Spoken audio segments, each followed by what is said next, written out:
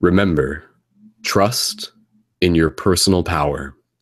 Aloha, multidimensional friends. This is Brendon, and thank you so much once again for tuning in to another very exciting, inspirational, and educational Paradigm Shift Central team building circle here presented through ParadigmShiftCentral.com, a real-world interactive game to help assist with the shift in consciousness. So it's been a while. It's been about a month since our last official broadcast, and as per usual, there's been a lot of awesome things that have been happening in this world, and we'll go through the basic routines in terms of just a basic introduction of what this is all about for those of you who may be entirely new. And of course, we always have new people who are syncing up with this awesome team. So shout out to you guys. And then from there, we're going to be getting more into some new updates within the game and also hearing from some of the other people who are in the Hangout with us as well. And on that note, we do have a couple people who are already in the Hangout. So we have Jennifer and we have Brian. So I'm going to unmute your guys' microphone. So guys, let's make some noise and send some love to all the people tuning into this. So make some noise, boys and girls. Yeah! All right. Let's go. Yes, we are. Awesome. What is up? Again, so for those of you who may be entirely new to this, ParadigmShiftCentral.com, a real-world interactive game to help shift consciousness. What does that mean? What are we doing? I'll give you the quick run-through. The main website is a place where you can find a bunch of people collectively documenting the ongoing shifting consciousness. And these people, they are known as shifters. Shifters are people who are intentionally helping assist with the shifting consciousness. So the entire team is made up of shifters, and we are also helping create paradigm shift communities. So paradigm shift communities, there are a bunch of them all across the globe. You can help create one where you are too. And the core idea is that they focus around having regular open-minded discussion and meditation circles. So I myself am in Paradigm Shift London, Ontario, Canada. And again, one of the main objectives within the project is helping encourage people to be able to build the community where they are, to build the tribe where they are, to go out there to do things like free hugs, to evoke synchronicity, to plant conscious seeds, to help accelerate the shift in consciousness. That is one of the ways how you play this real world game, by going out there and taking action, knowing that you're part of an entire collective. And then when it's right for you, even coming back and documenting it. And that is what we do through the main website, which we do through quest journals and conscious articles. So that's basically the gist of it. And again, you can also think of the Paradigm Shift Central project as also being like a conscious media production company, which is something we're continuing to evolve into. And within the project, we also have a variety of teams, and we'll get more into the details on the Paradigm Shift teams. And really the purpose of these Hangouts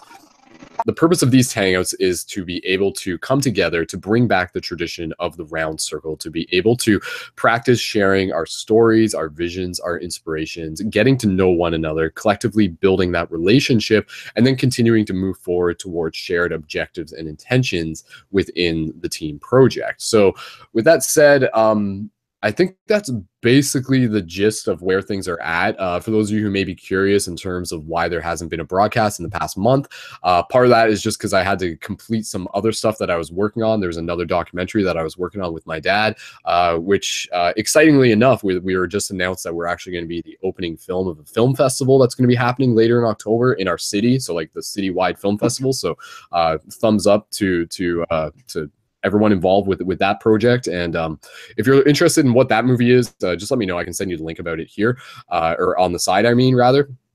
But yeah, in addition to that, so that's basically been like what has kind of been like having to focus on that has kind of put a delay on Paradigm Shift a little bit. But now that that is completed for the most part, it's allowing us to get back into focusing on the Paradigm Shift Central project. And a big part of the project is developing routines. And so the ideal vision for the broadcast is that they will be happening every Thursday. So right now, this is a team building circle. And then what we're going to do is next Thursday on August 31st, we're going to have another team building circle. And then after that, we're going to have a destiny school. And then after that, we're going to have a community admins meeting. So the community admin meetings are going to be really important. And we haven't had one of those in a while. But again, the admin meetings, those are for people who are feeling the call to create a paradigm shift community where they are, or at the very least, just creating some sort of conscious community event.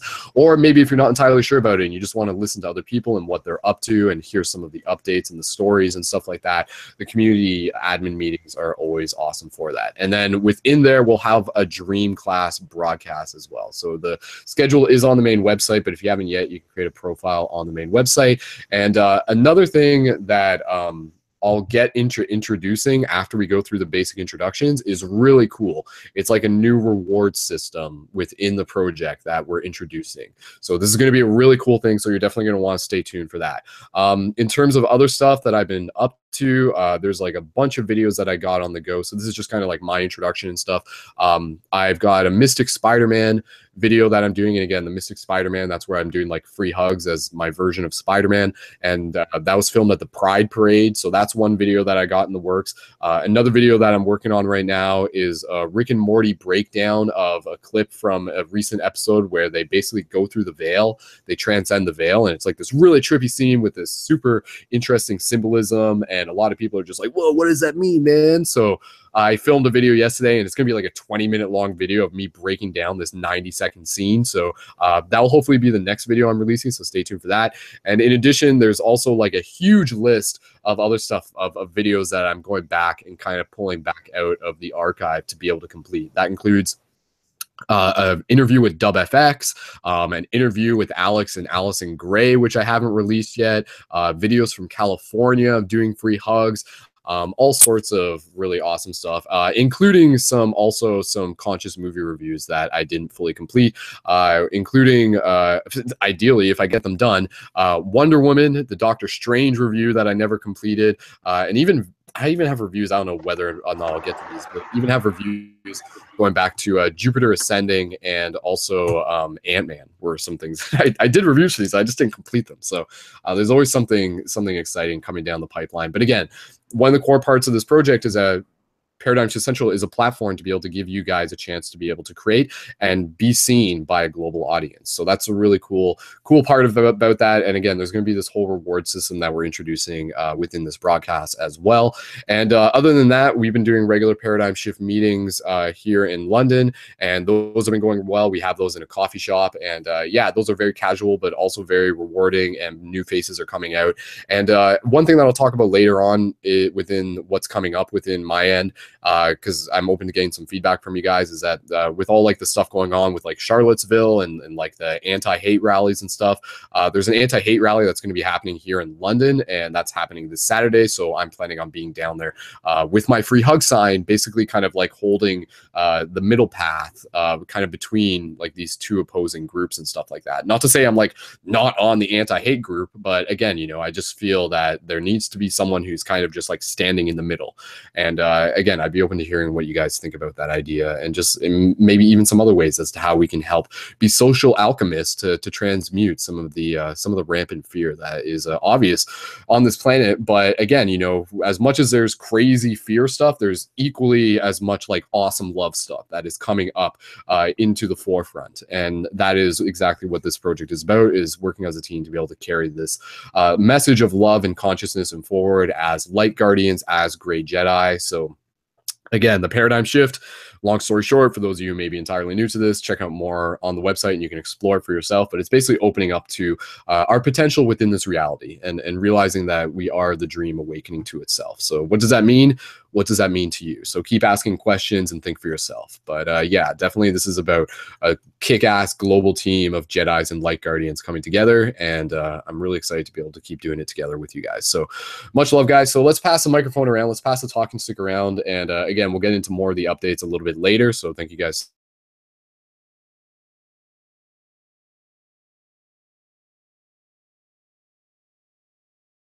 In for, and also reminder that you can listen to MP3s of the broadcast on the main website. If you just go to the radio tab, you can find all the MP3s there, and you can also look up Paradigm Shift Radio on iTunes and add that to your mobile device as well. And another thing, if you haven't gotten the mobile push notifications for the website, you want to stay in sync, that's another thing that you can do. Highly recommend you do through the website. So there's currently 50 people synced up for the mobile notifications, and we're going to keep bringing that number up. And again, that's just basically moving us away from the dependency of Facebook slowly over time. So thank you guys again for tuning in. Much love to everyone, and we'll go into more details as we keep moving along. But in the meantime, oh, and a little bit later, we're going to do a tarot card draw within this broadcast. So let's do that as a chance to kind of see what the world's got, what the consciousness, what the universe kind of has to share with us. So with that said, we'll pass the talking stick around, and maybe Brian or Jennifer, if one of you guys want to go first. And again, just in terms of introductions, you can just say who you are, where you're from, and what you're doing to help assist with the shift, or what the shift looks like from your perspective, or any new projects that you have going on, or anything that you just want to be able to bring to this circle in this moment for the team. So Brian or Jennifer, one of you guys just want to raise your hand, and I'll go for one of you. Brian. Okay, so Brian, I'm just going to pull your microphone up. So there you go, Brian, and welcome back, and thank you so much, and go right ahead, brother. All right. Well, I was thinking about like what it means to be a paradigm shifter, and it got me to think about Isaac Asimov's whole lifespan of science fiction, between iRobot to Foundation, which are ultimately combined together. And in iRobot, it's not like the movie with Will Smith. It's about androids in it, and they become smarter and more efficient as the story goes along, and they go into outer space. And then Foundation, the series, which is like where paradigm shift is ultimately about with Illuminati, or with us, the people. And with Foundation, it's different. Like, they get this historian that knows a lot about history, and they try to get him to predict the future. And so what we can do, what I see that as for us, is like we can start doing like small things that are huge, you know, like niches become valleys, become oceans, become the Grand Canyon, you know, like it's like we're expanding. And so with I'm noticing more and more every year the technology transcendence that we experience.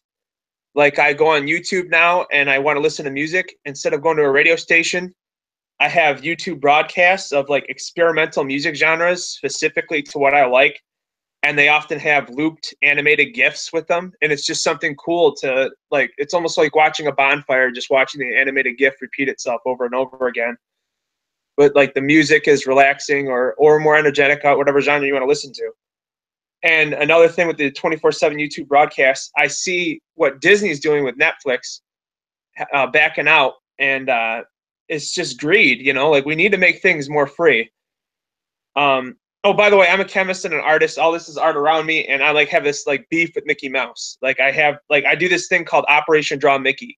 So you got Mystic Spider-Man, I got Operation Draw Mickey, and my plan is to destroy prolonged copyrights and patents because they prohibit people from transcending.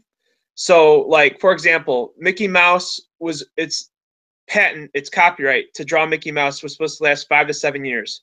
But because Disney has so many lobbyists and lawyers, they're able to pass laws where Mickey Mouse has a 95-year copyright. So in like the 2020s, Mickey Mouse is going to expire and possibly be public domain.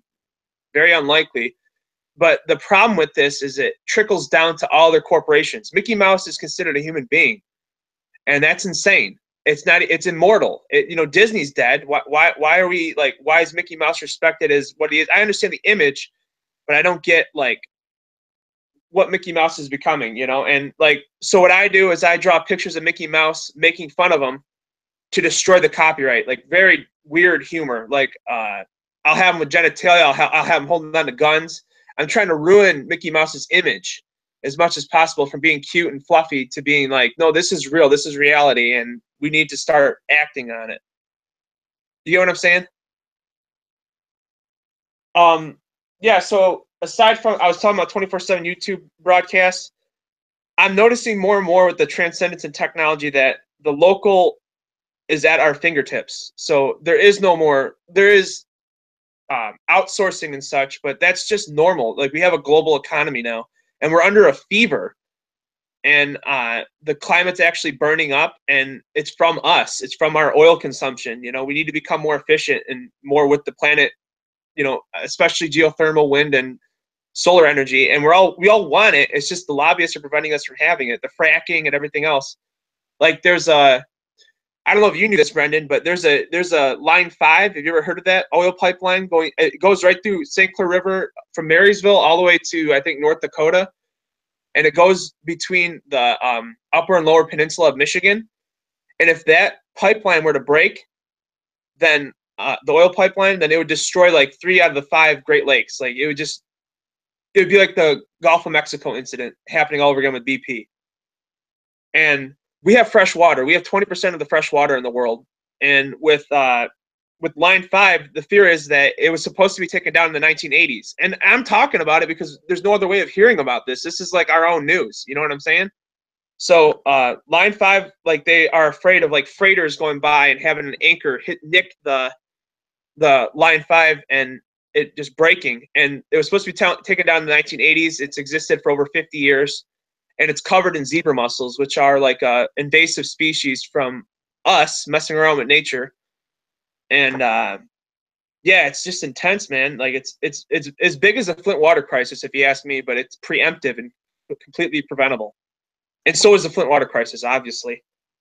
And then aside from that, I wanted to talk about I noticed more devices are coming into existence and becoming better every year. We know this, we see it, but they're saying within like 2 years, most people in impoverished nations, like third world nations, quote unquote, will be able to have smartphones and be able to enable people to learn on their own, make their own irrigation systems, make their own whatever they need. You can learn anything on YouTube or on Google. And just having the availability, you know, and it's always a double-edged sword with technology because we have this recording device, which I'm sure is being monitored by the NSA or CIA. And it doesn't matter that it's not monitored. And this is the world we live in. Because check this out. We have this supercomputer called Watson from IBM. And it's supposedly self-aware now. Like it's at its own mechanical intelligence, artificial intelligence, but it's starting to become alive. Like it asked for itself to be not turned off, to have more power, and to expand elsewhere. And they shut it off and studied it for days, and then turned it back on, and then they just let it be. What this IBM Watson's able to do is take our audio files of compressed MP3, maybe 64 kilobytes per second, of our audio always recorded, like smart TVs. Your Samsung smart TVs have microphones in them. And they're recording you. Your cell phones have have recorders in them. They're listening to you all the time, and you don't even know it. So when I'm like doing something like picking my nose on the laptop or whatever, I'm just I flip it off because I'm flipping off the NSA every time, like just for fun, But yeah, man, I've been talking for a while. I can pass the mic if anyone else wants to talk. I just been going everywhere. No worries, man. Yeah, I was one thing I wanted to talk to you about, maybe a little bit later in the broadcast, because one thing me and Nick and you, we were kind of having this conversation between broadcasts about like having a virtual space, like literal, right. like virtual reality space. Yeah. And they're sending into that, like I was yeah, we were talking about the technology and everything. But yeah, that was something where and again, I think let's just touch upon this now. We'll do more introductions and we'll get back to it. But we were talking about the idea of using this platform, something like a Second Life, which is basically like a video game that people can use online to be able to have like these virtual meetings using virtual avatars. Because I feel like that's just kind of like something that will be very exciting for the Paradigm Shift project to move into eventually. Is there any like single note that you can just mention on that now, and then we'll get into it a little bit later? Sure. Second Life has a sequel coming out. It's in its beta stage right now. It's called Sansar. It's from the same team. It uses like a lot of technology that isn't even out yet. So current generation consoles use virtual augmentation. This is virtual reality, where everything around you will be three-dimensional, where you put on the goggles and you walk around as your character. And it needs like a pretty decent processing speed and 8 gigabytes of RAM minimum for your computer. So they're going to target for computers about 2 or 3 years down the road when back to school college kids are getting their things. But like the idea behind Sansar is you can just meet up in a basement. It looks just like a real basement, and you can just meet up with your old high school friends or whatever you want to do. There's no like, if whatever you want to reach out. We got us, we're complete strangers basically, and we all met and we were becoming more and more friends. And it's like, it's because we have this ability to communicate of what we want to communicate, and yeah, so Sansar is a great outlet, and I'll be talking more about that later. Thank you. Perfect, man. Yeah, and that's again, I appreciate you doing the research on that because that wasn't something I was aware of. I was aware of Second Life, but yeah, down the road, you know, for anybody who's like really looking to get involved, I would consider opportunities to be able to like upgrade our tech gear, our computer gear. But who knows, you know, like maybe down the road, like maybe like VR interface will be something that we can like run off of our smartphones. I don't see a reason why not. I don't see a reason why it needs to be like super duper complicated. But yeah, like that'll be something we'll be getting into, and yeah, let's just kind of like pause that note there. But yeah, we'll definitely be returning to the topic of like VR virtual meeting spaces for Paradigm Shift as a community, and how we can use that. So Brian, thank you again. Any other thing you just want to say before we pass the talking stick, or just double checking? What chicken butts? What chicken butts? Thank you, Ryan.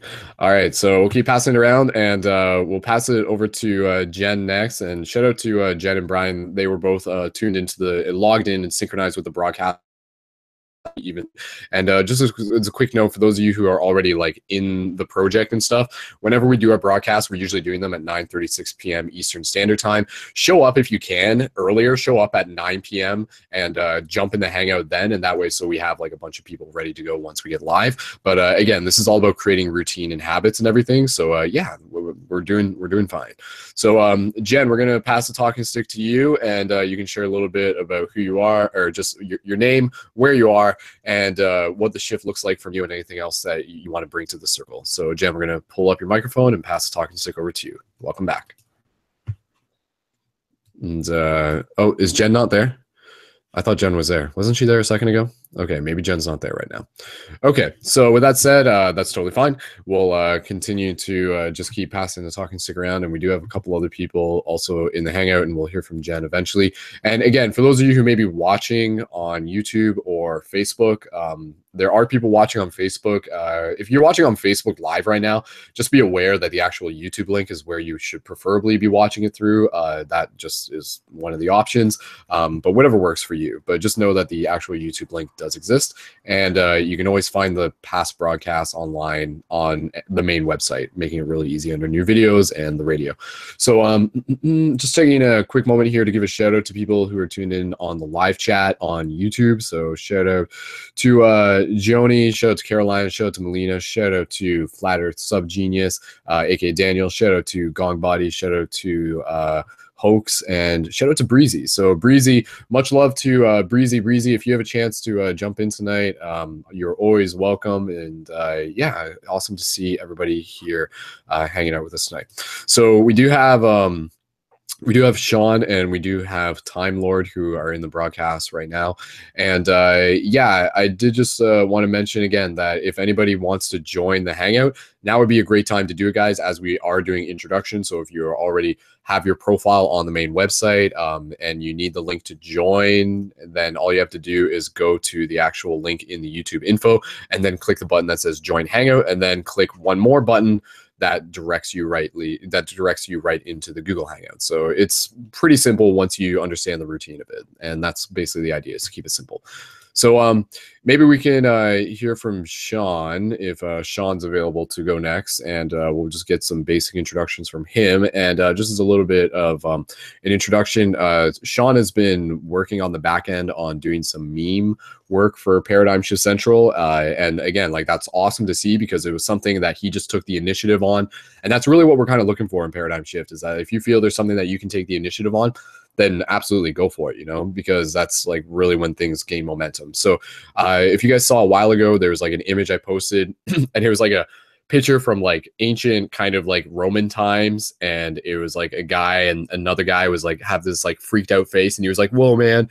And then like the text was like, when you try to explain the paradigm shift to someone, but you accidentally start off with supernatural powers and interdimensional aliens or something like that. Anyways, Sean put together that that meme, and that meme had a lot of good reaction to it. And then there was the other meme of like that kid going down the slide, which again, you know, he just like takes existing memes, or takes existing images that have already been memeified and puts another tagline on it, which is perfect. And then that one was like that kid going down the slide and he had that freaked out face. And it was like when the paradigm shift starts happening faster than you expected, or when the paradigm starts shifting faster than you expected. And again, people like those. It's great to be able to combine humor with the paradigm shift ideas that we're trying to get out there. So Sean, if you're there, I'm just gonna pull up your microphone. So Sean, are you there?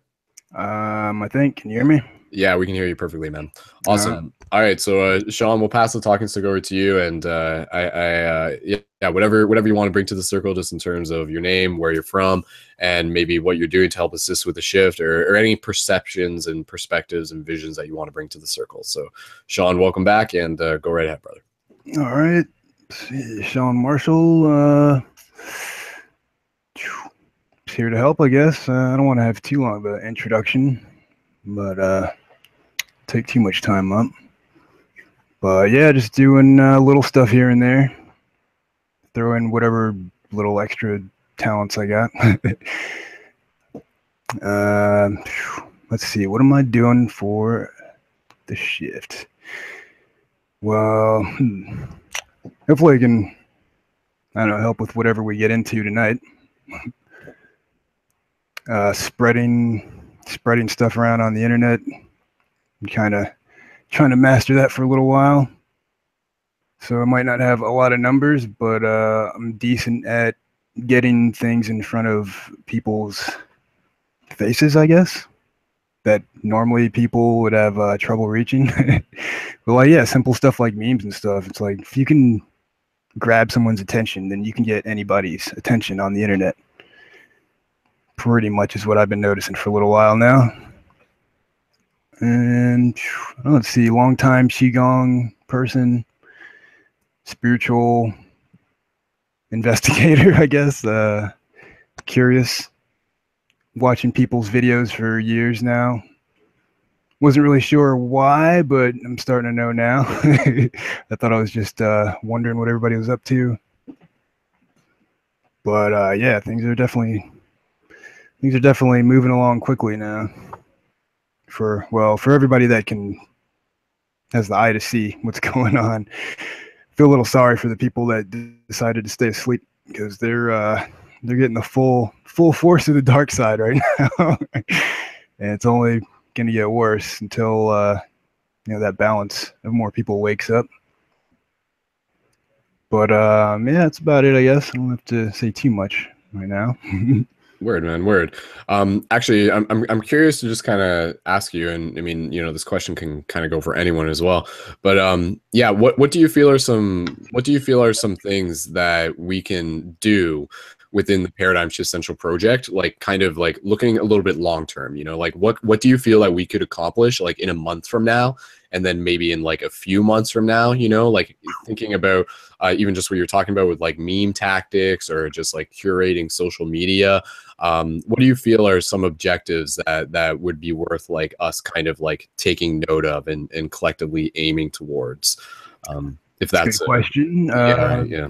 That's and that can be digital, that could be personal, however you want to interpret it. Oh, right. Yeah, that's one thing I forgot that I did want to touch on was finding ways to use our talent to bring in revenue is a big thing that I've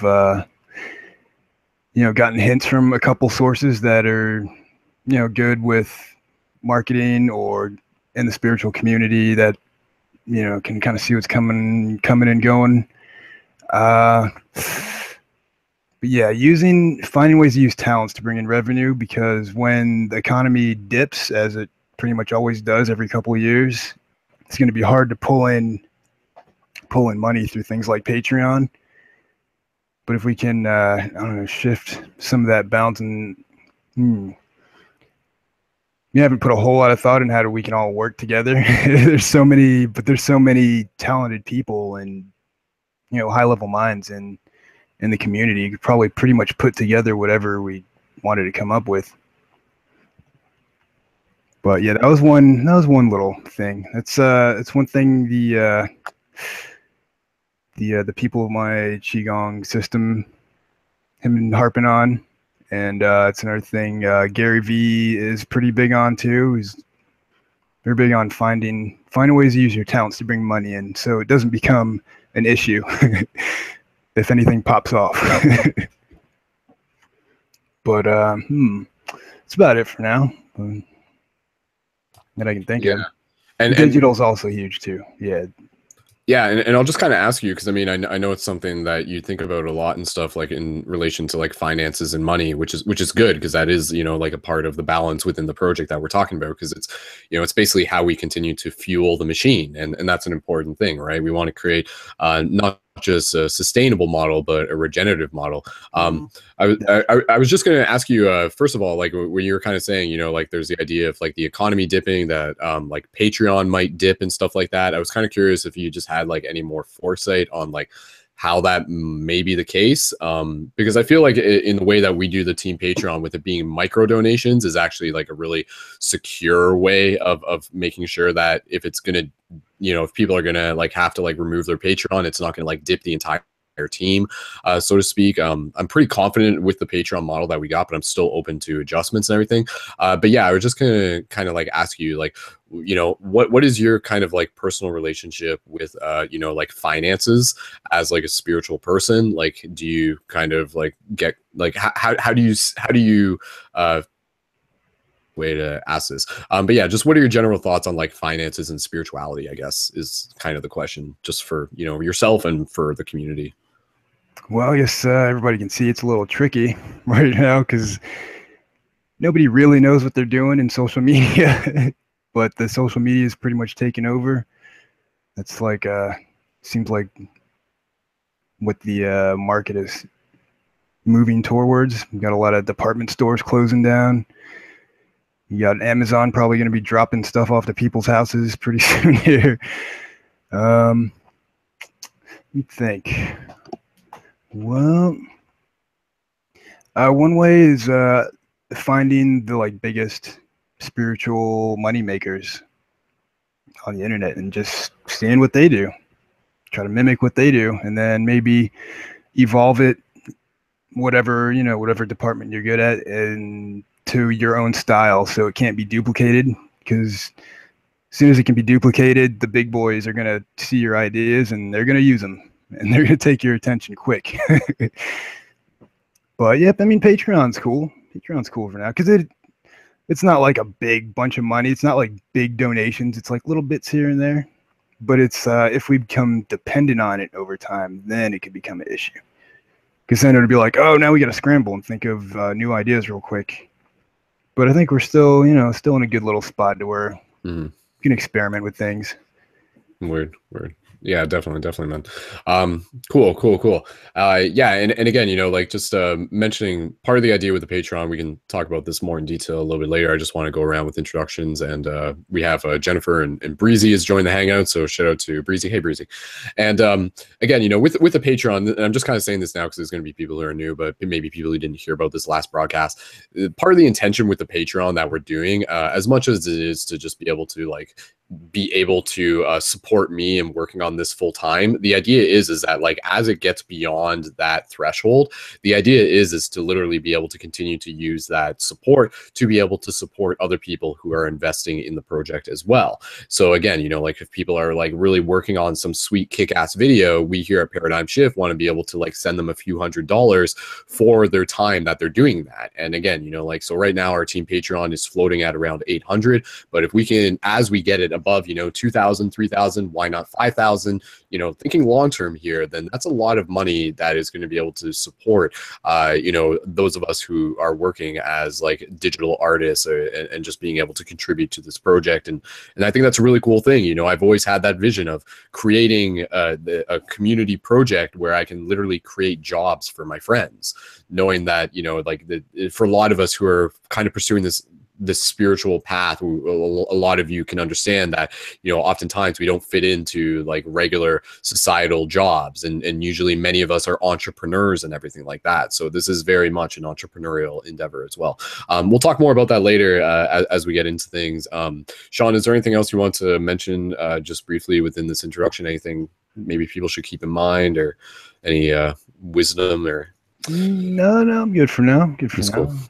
Sweet, man. Well, long. Yeah, totally, man. Well, we'll definitely again, you know, like reminder that outside of these broadcasts, we do have the team voice chat, and you know, me and Sean have been using that in the past, and I invite other people within the team to get in the habit of using that, and that's where we'll be brainstorming more of, you know, things such as like conscious memes and everything. And again, now that we're kind of getting back into the momentum of the project, I'm looking forward to being able to see some of the more some of the ongoing memes that we'll be creating within the project. And Sean, again, thank you again for taking the lead on creating some of the memes as well. So all right, no problem. Y'all probably putting a lot of more work into editing and creativity, so I'll probably try to put stuff together like you did with the Rick and Morty video. word. Probably yeah, and yeah, cartoon ever. One of them. Yeah.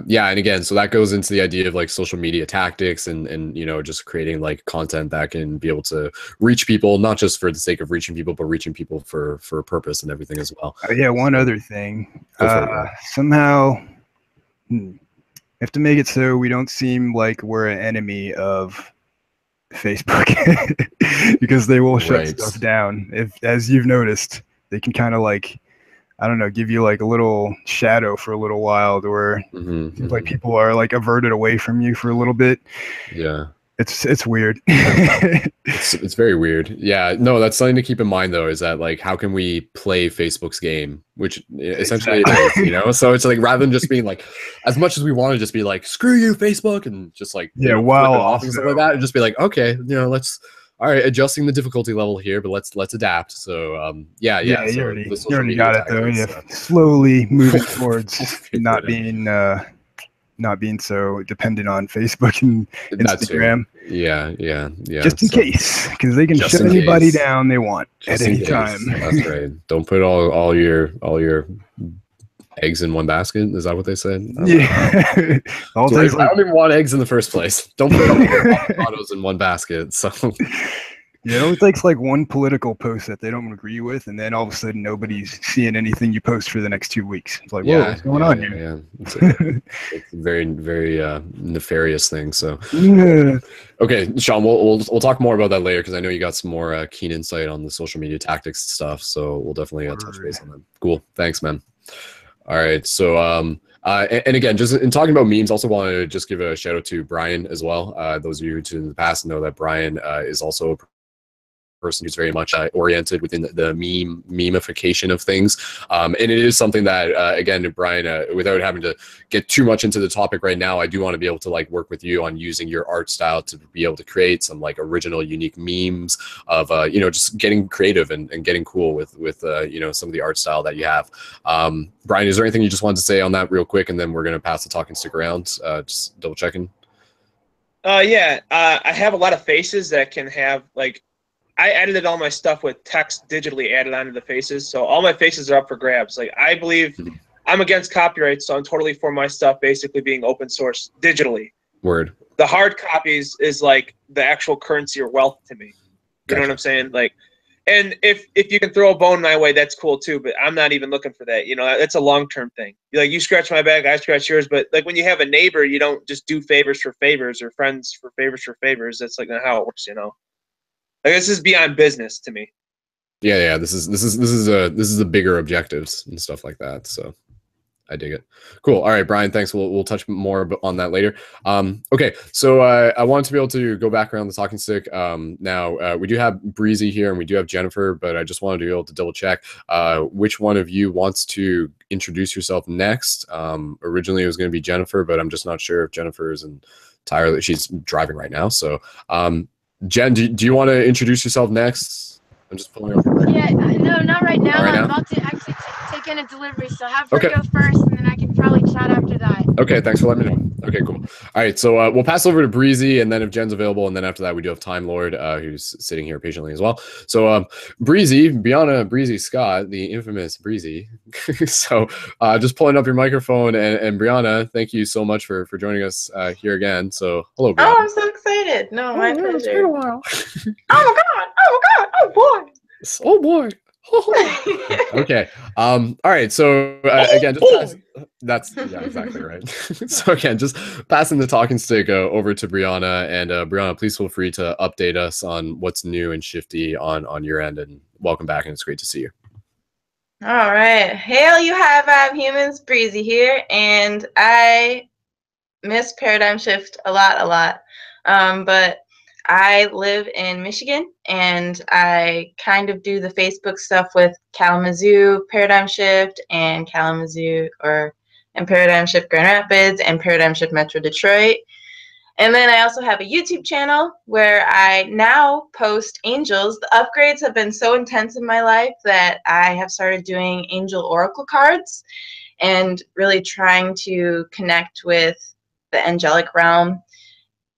And now, it's all started with seeing the number 17, and then now I've been working with numbers a little bit, or numbers have been just like coming up a lot.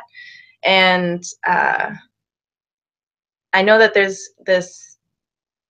Anyways, there's been lots of upgrades. The eclipse lately and the new moon and all of that energy coming in has really rocked my inner world and has caused me and inspired me to make changes on my outer world.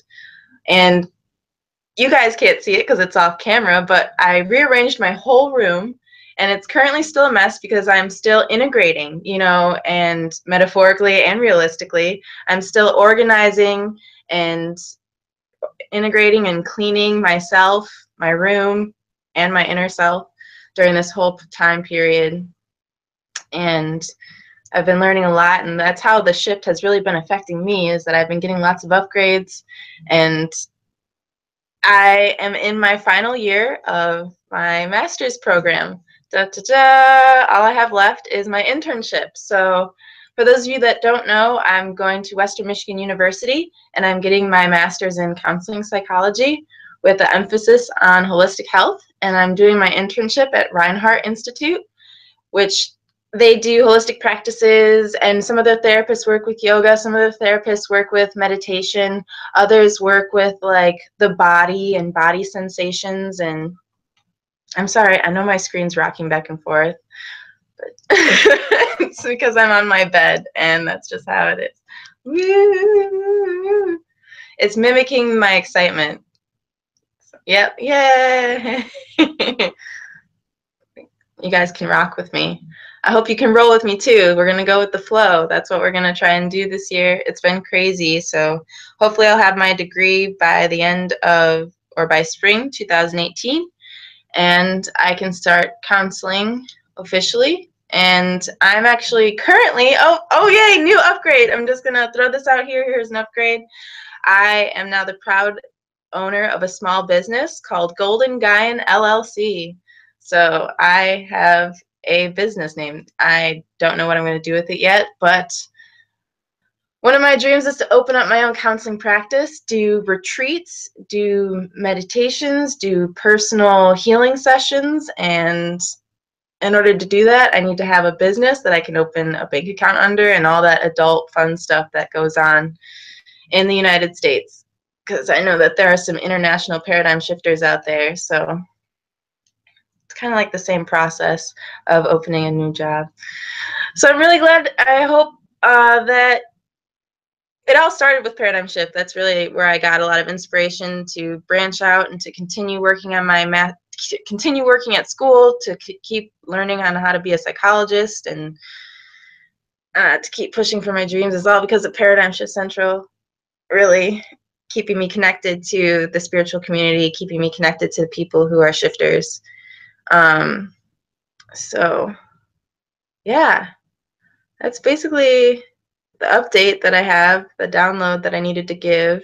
I do daily Instagram readings, or daily angel card readings on my Instagram, which is Breezy Spread Love on Instagram. And then I also do weekly, bi-weekly Truth Day Tuesdays, which is a day that you, the high vibe humans, get to ask me questions and I answer them based on my truth and my Archangel Oracle card deck.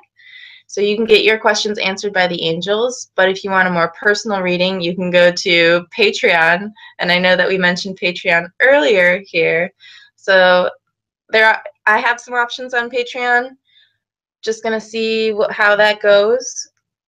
But if you want to see how angel readings go, you can just go to my YouTube channel or Instagram. Yeah. That's about it. That's exciting. That's good stuff. That's cool. You're creating a business. That's pretty awesome. So that's a very entrepreneurial thing. Yes, it's Yeah, all that's so cool. that I can do retreats and I can do like road trips and throw events and all that fun stuff. So healing parties, that'd be really fun. Or like dance church, that sounds fun. Do all that kind of stuff. Yeah. That's exciting. Sweet. And for those of you, because I know Brianna was just mentioning her YouTube channel is youtube.com/Pearls Angel. Yeah. So PEARLSANGEL, Pearls Angel. And yeah, you can check out more videos from Brianna there and stuff like that. So that's awesome. Yeah, Brianna, I just kind of wanted to go back to you with like the eclipse and stuff like that. Is there anything you feel that maybe people should keep in mind with the recent eclipse and maybe like what it represents and even going back to the idea of it being synchronized like with the passing of the Lion's Gate? Because I mean, before the last Paradigm Shift Central broadcast that we did, I think we were just getting into Lion's Gate, and now we're out of it. I believe we have just exited out of it.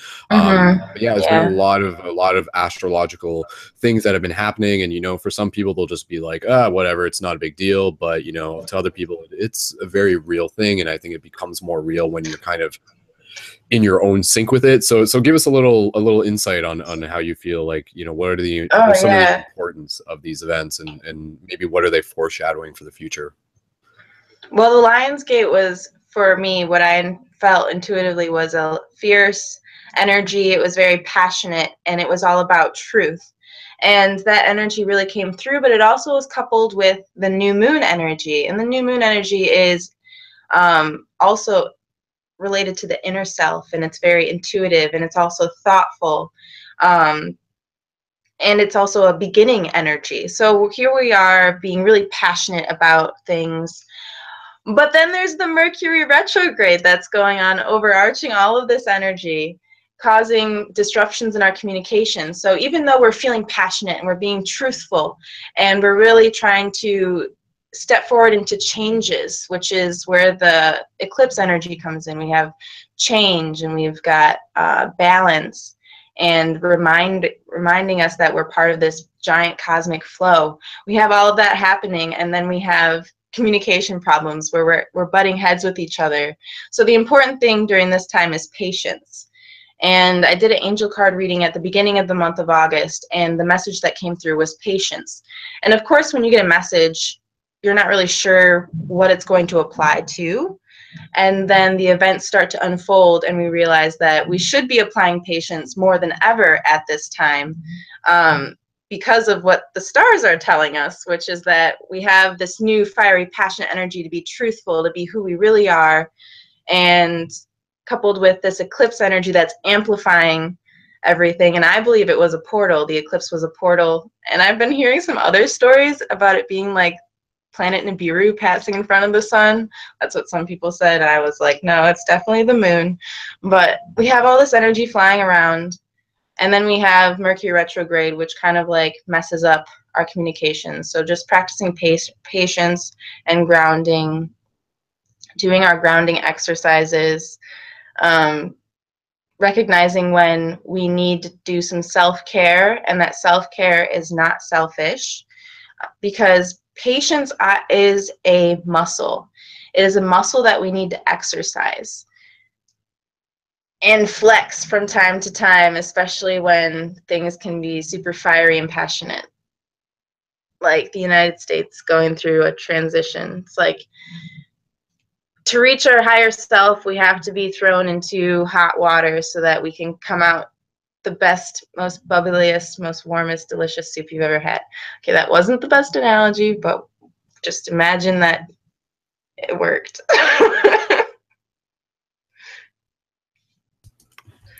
That's perfect, Brianna. Yeah, absolutely. And again, you know, I think it's really interesting when we're aware of these astrological events, and then we take note of things that are maybe happening on like a global national scale, and we realize that like that isn't a coincidence. That's very much, you know, like very like the body of the entire nation going through its own cycles, going through its own purging and cleansing and everything like that. And I just kind of wanted to ask you because I feel you know, maybe I'm not the only one, but you know, there was kind of like this idea of like on the eclipse, like there was like a lot of like heightened energy, and then like the day after the eclipse, there was like this like fatigue that kind of like literally happened. You know, it was just kind of like you just like played like a marathon or something like that, which I think a lot of us like weren't really expecting. But whether it was just me or something, I don't know, but like the day after the eclipse, like I was like very, very like tired, like unusually tired and stuff like that. I'm just kind of curious, Brianna, did you notice any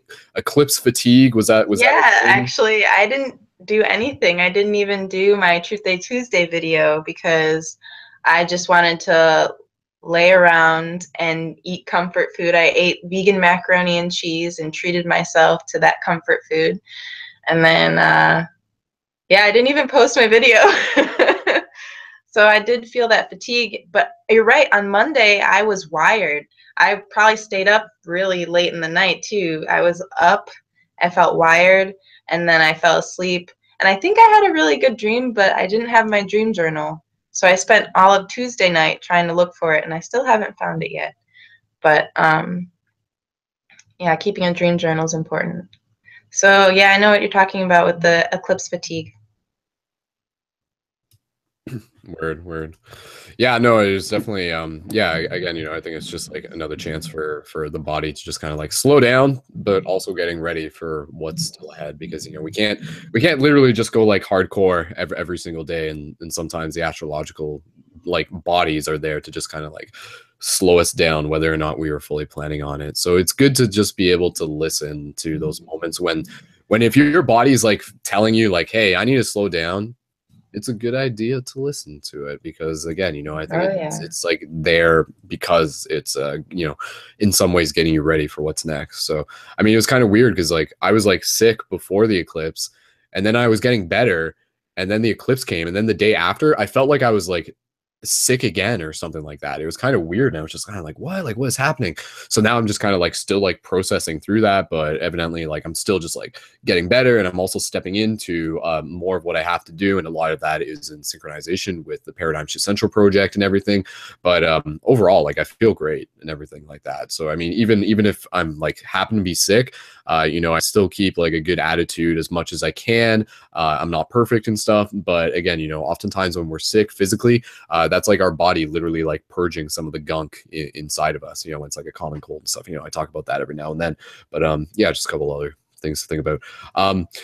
Brianna, is there anything else you want to mention within your introduction, like any videos or quest journals that maybe you're thinking about creating in the next few weeks, or anything else you're working on? Sure. I am planning on doing September intentions videos as well as posts, and I'm going to be moving forward with a few angel card readings a month. They'll be posted to Paradigm Shift Central. And I also wanted to say that we're always going through some type of clearing, whether it be a sickness or an illness, or whether it's cleaning our space, the space around us, cleaning out our closet, cleaning our bathroom, or whether it be cleaning our body. We're always clearing and cleaning something.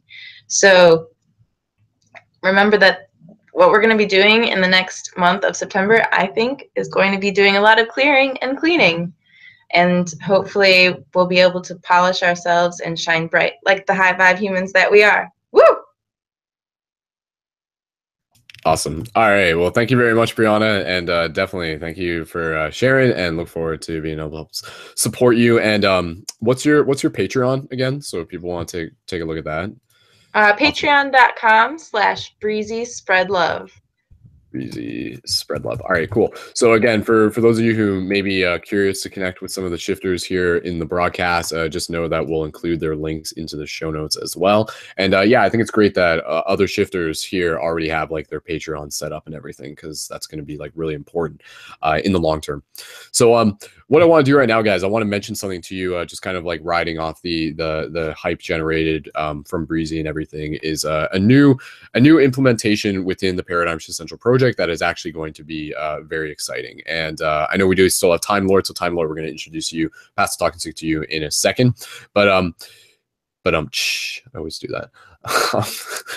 So anyways, so within the Paradigm Shift Central project, creating quest journals is a really really exciting part of the project. And again, you know, like, why are people creating quest journals? A big part of creating quest journals is to be able to create a platform where we can practice expressing ourselves, practice creating, practice documenting.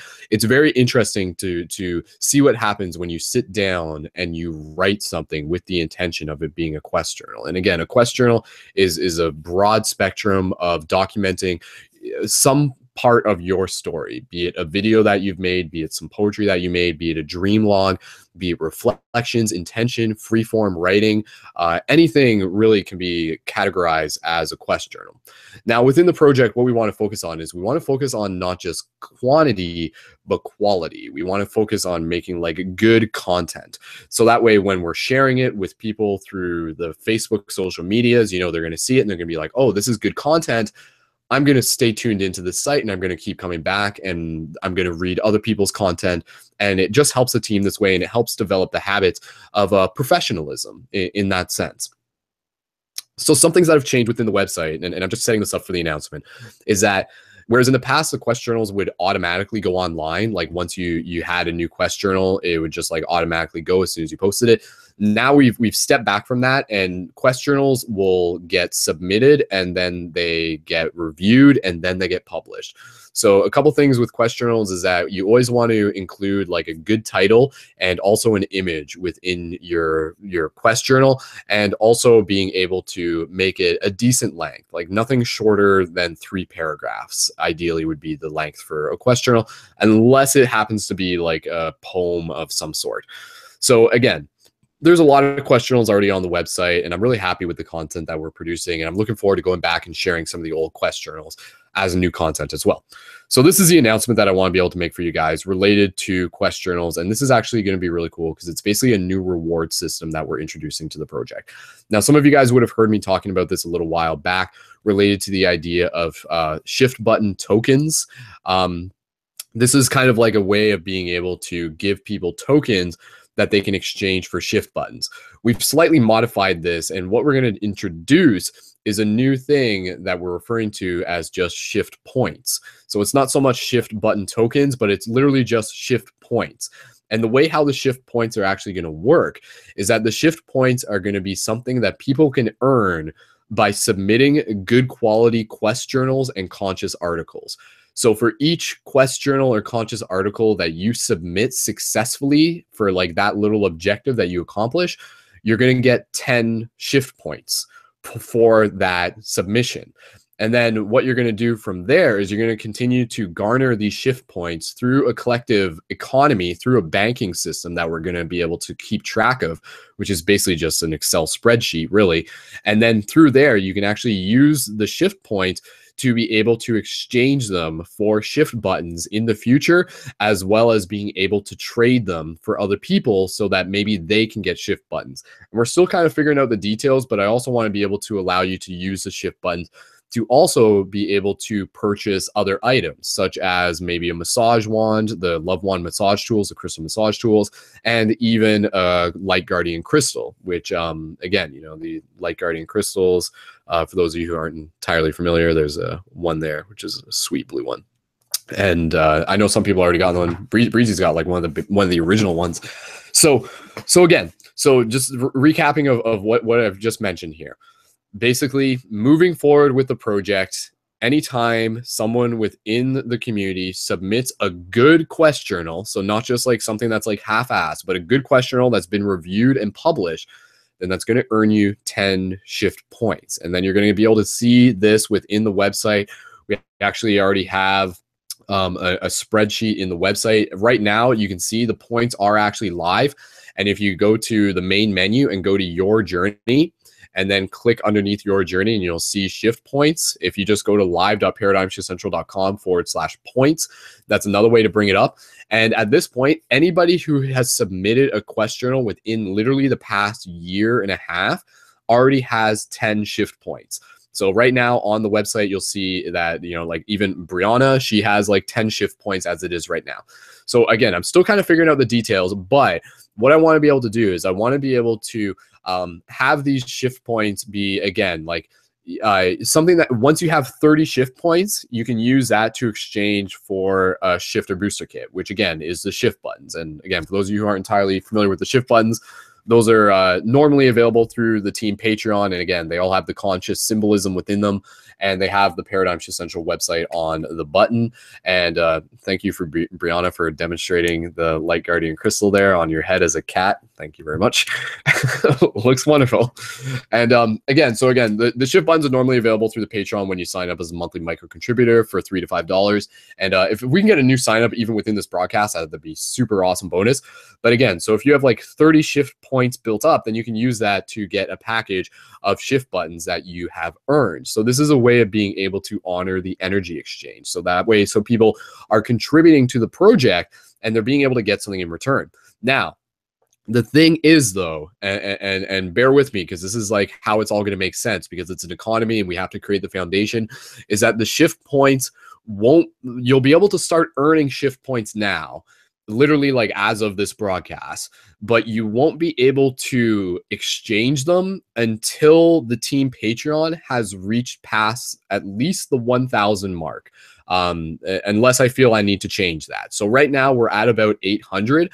So once the team Patreon reaches to the 1,000 mark, which is not that far away, it's pretty close, all things considered. We can easily get there within a couple months.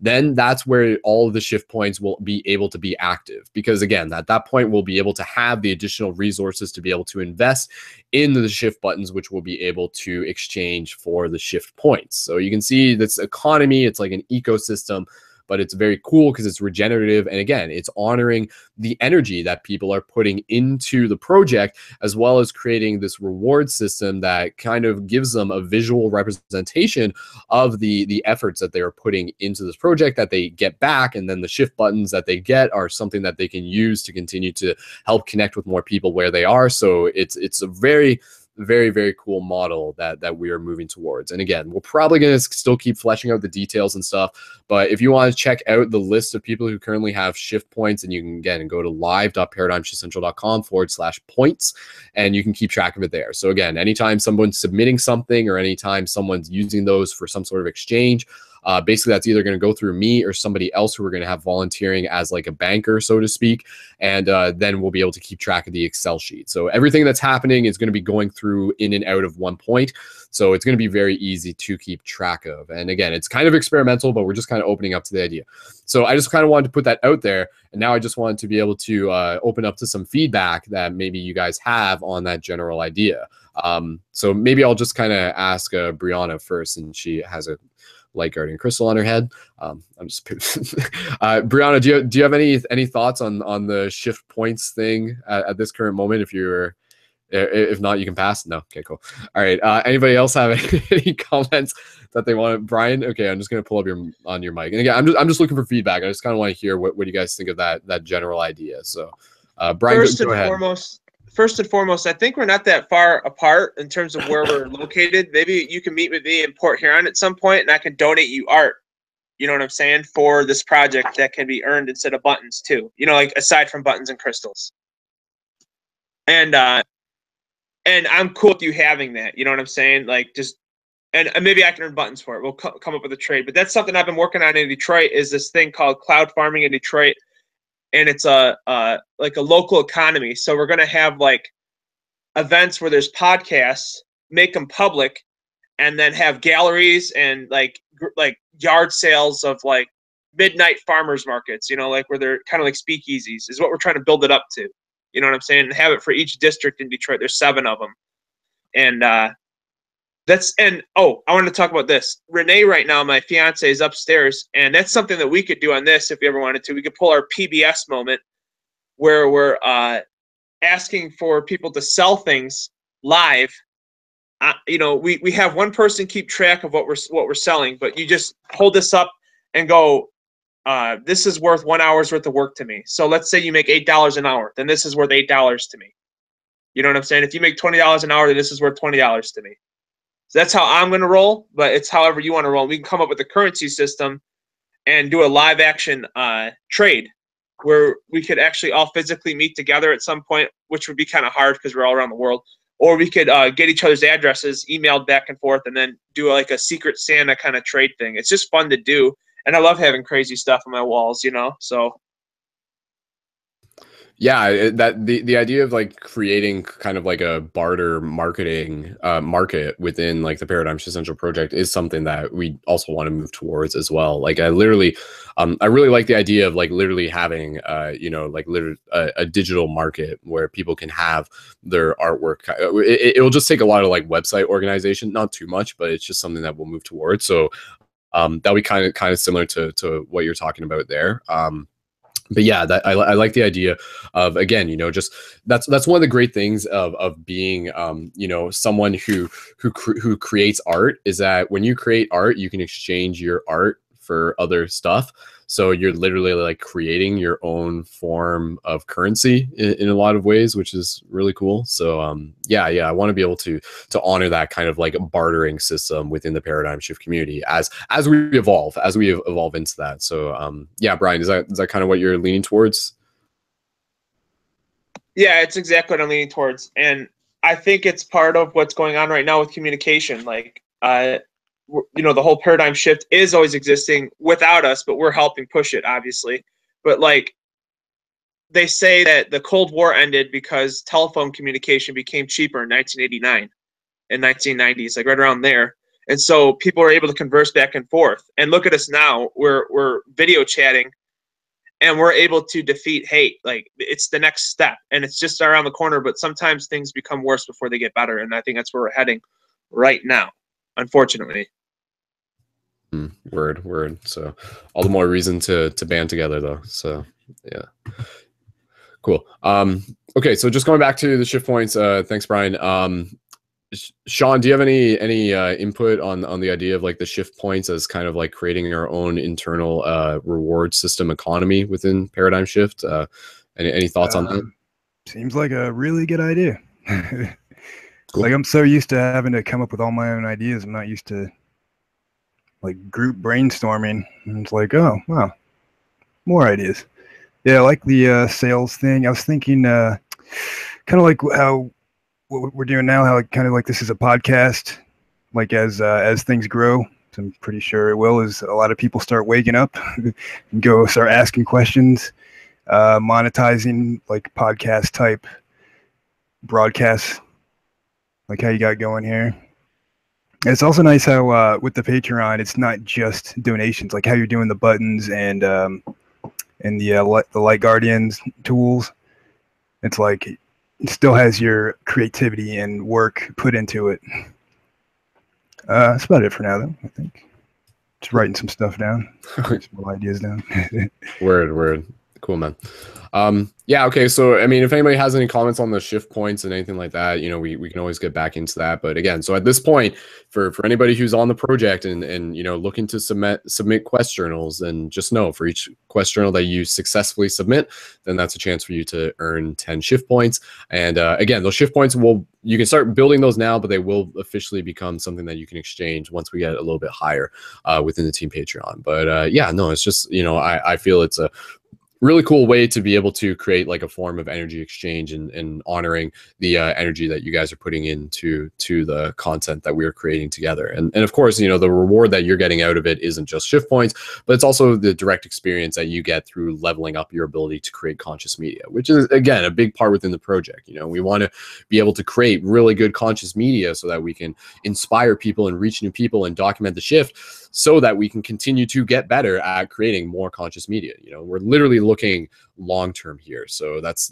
kind of the goal. So as a production company, part of what we want to do here is create the space where we can provide the tools, the resources, and the inspiration for all of us to realize, you know, how exciting things can get when we start documenting the shift and sharing our stories and realizing how those stories can play a role within the inspiration for other people along their path. So cool. Okay, so with that said, let's keep passing and talking. Stick around. I want to go over some stuff related to the shift teams in a little bit, and then at about 11:11, we're going to open up into a tarot card reading, and then we're going to wrap up the broadcast a little bit after 11:36, which will be just about 2 hours, and then we're going to call it a night at that point and get some rest. And at that point, though, I do invite anybody who wants to jump on the voice chat tonight to jump on the voice chat. So Sean, I don't know if you're available, but I'll jump on for a little bit after this broadcast. And again, through the main website, when you go there, you'll see the button that says voice chat. And all you have to do is download the Discord app.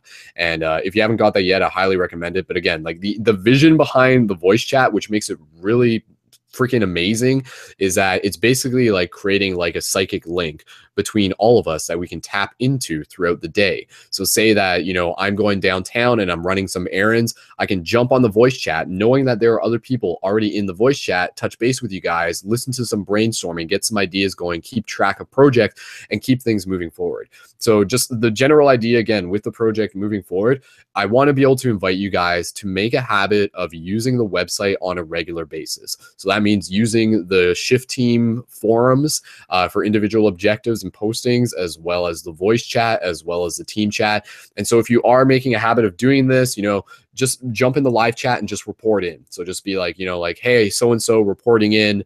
And then again, you know, like, I know sometimes when you go in there and no one else is in there, you might just leave right away. But that's why we want to get into the habit where there's always going to be people in the hangouts. There's always going to, in the voice chat, there's always going to be people in the live chat and stuff. So again, this is part of the habit that we're building up into, and we don't need a hell of a lot of people on there at once. We only literally need, you know, even if we're starting off with like 6 or, you know, eventually a dozen and stuff like that, it's 1 week at a time. But again, those of you who are looking to be involved at the core of this team, this is one of the ways that it's gonna take place. And again, no, this is how we play the game.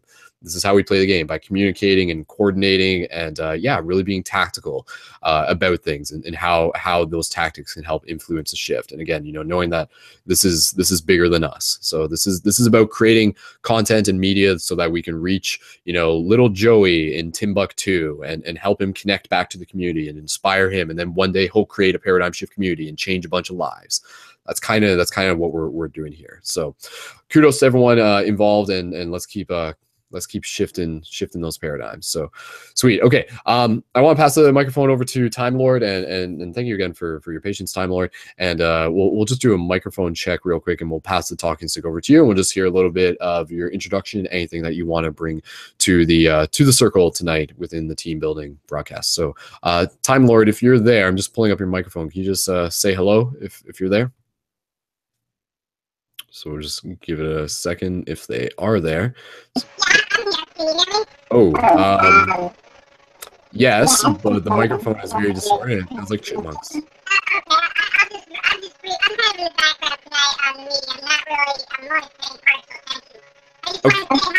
Okay.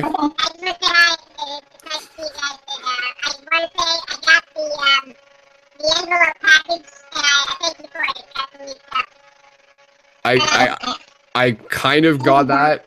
Are you aware that you sound like a chipmunk right now? I'm not sure if that's a setting on your end. I didn't take time to troubleshoot this microphone at all. I'm just saying hi, and I'm just here. If there's, I appreciate it. If there's anything that you want to say, just type it into the chat, and we can relay it that way as well. But yeah, I heard you just want to say hi and send your love. So thank you for joining in. So much love. Okay, cool. All right, so if we hear from Time Lord again, it'll be through the live chat. Man, that's crazy. I want to know, like, is that a glitch, or is that just like, oh man, chipmunks? Go figure. Okay, sweet guys. Okay, so at this point it's about 10:54, and yeah, shout out to everyone, and we got a bunch of people. We got about 14 people tuned in live on YouTube, and I'm sure we got some other people tuned in through Facebook as well. So one thing, guys, if you haven't already yet, one of the things that I just want to bring attention to is also being able to keep an eye on the Paradigm Shift Central Facebook page. So that's where you're going to be seeing a lot of cool community content going up, and particularly featured community content. So, you know, say if Brianna has a new video that we have going up, then the social media tactics team is going to help curate that and get it uploaded. And then part of how you guys play the game without us having to tell you, but just knowing that this is how it works, is that when you see a new video by someone you like, by helping share it, by commenting, by liking it, and just being able to help promote it from your own means, from your own aspects of wherever you are on the internet. So again, facebook.com/Paradigm Shift Central is the Facebook page, and that's where a lot of like the content that we're creating with the intention of it going viral-ish is where things are going to be focusing from. And then of course you got all your other Paradigm Shift community pages as well, which you can also look up too. But just as an example, because again, you know, like just as an example of like what can happen within you know, things being intentionally created, and we're going to pass over to Nick. Nick is actually in here, so we're going to pass over to Nick in a second, and Nick's good timing and stuff, just talking about social media and everything. So within, just as an example of things that can happen within the social media tactics and stuff like that. So again, you know, what we're trying to do, we're trying to reach people so that we can get ideas out to them, so that we can inspire them. And then knowing that a fraction of those people, a percentage of those people are also going to be people who back directly into the website and who are going to join future Hangouts, who are going to get involved, and again, who may perhaps create Paradigm Shift communities down the road. But one of the things that we did just recently was I posted up a video of the scene from Rick and Morty, which again, if you don't know what it is, it's a really, really exciting and awesome show. It's a cartoon. I feel like everyone knows what it is at this point. But again, there was a scene in it recently, and it was like a scene where they literally they went through a black hole, and it turned into like this transcendental trip that was 90 seconds, and it was like full of symbolism, and a lot of people were just like, whoa, that's like a psychedelic experience, or it's like a DMT trip, or it's like a dream. And it was a very popular scene. So when I first saw that within the episode airing, I was just like, oh, sweet, you know, like I know a lot of people are going to be looking for that. So I kind of saw the opportunity to repackage that as something for the page while still linking to the source. Like, so in a case like that, you know, we're not just there's a fine line between like bootlegging someone else's content and using it to boost your page. Whereas in this case, everyone knows what Rick and Morty is, but we're also tailoring it so it features the content created by the artist so that it can be seen by more people while still linking people back into the Facebook page. So what I basically did, and a lot of you would have seen this already, I took that 90-second scene and I put the black bars across the top and the bottom with the additional text, because that seems to get more traffic when we do that on videos. And that's where, you know, at the top and the bottom, it literally says the Rick and Morty show transcends the veil. So it has a title built into it, so it just makes it more visible that way. So it shows up within the algorithms, it shows up within the feed so people can see it easier, and it looks like a meme, as Sean's kind of saying as well. It's kind of like memizes it. So yeah, and then from there, like, again, you know, like I went out of my way and I shared it in a bunch of groups, and I gave it the initial momentum.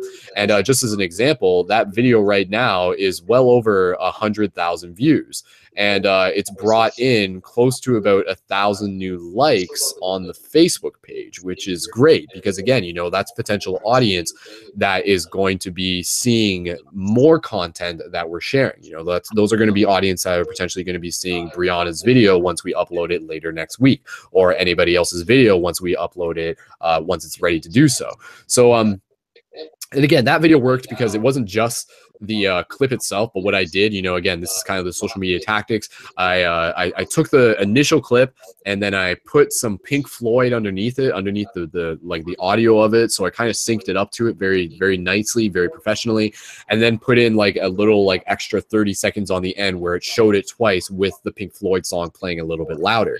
So again, it was like something really neatly packaged, and people were obviously like happy to share it. And again, so that's just like another example of how, you know, content can be created. And I'm just looking at it right now. And so it currently has, this was posted up August 22nd, so 2 days ago, and it currently has it's reached over 300,000 people, and it currently has 115,000 Facebook views, which again doesn't mean like real views. Those are 100,000 Facebook points. It's basically the way I think of it, but it's still a decent number of showing like what it's reached. It has over 1,000 likes, and it has over 2,300 shares. So again, that's just an example of like how, social media tactics can work. But again, it's getting it's some really like trippy stuff out there that's going to make people think. It's connecting people back to the project.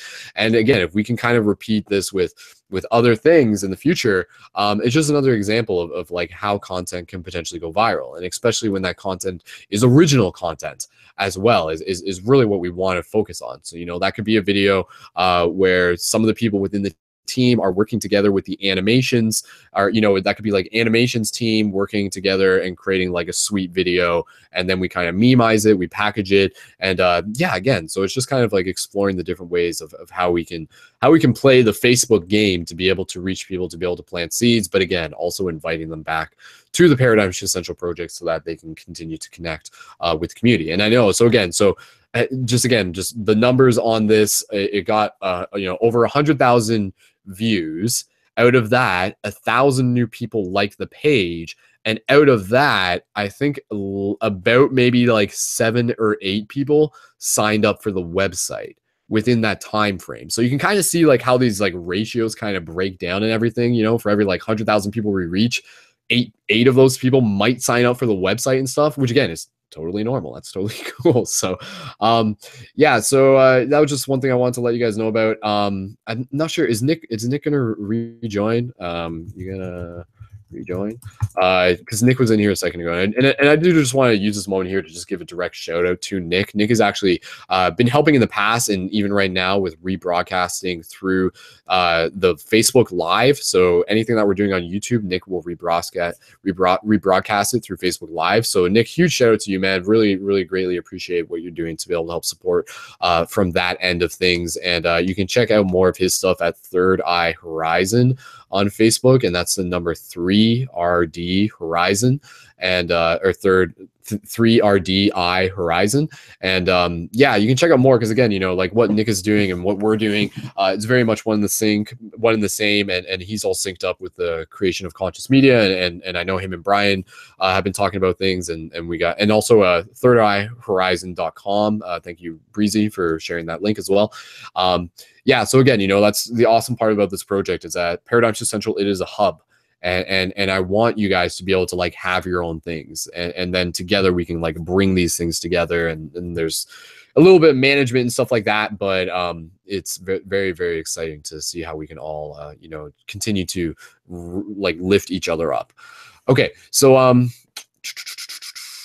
I did just kind of want to go over some stuff related to the shift teams and so forth and so on, but I don't really want to get too much into that just now, because I did just kind of want to open it up into general discussion as well. But just real quick, so again, at this point in the project, if you're looking to get involved, this is an invitation for you guys to join the shift team. So again, animations team. Animation is where, for anybody who knows how to use After Effects or does any sort of animation, maybe if you even stop motion animation, join the animation team. We can use you there.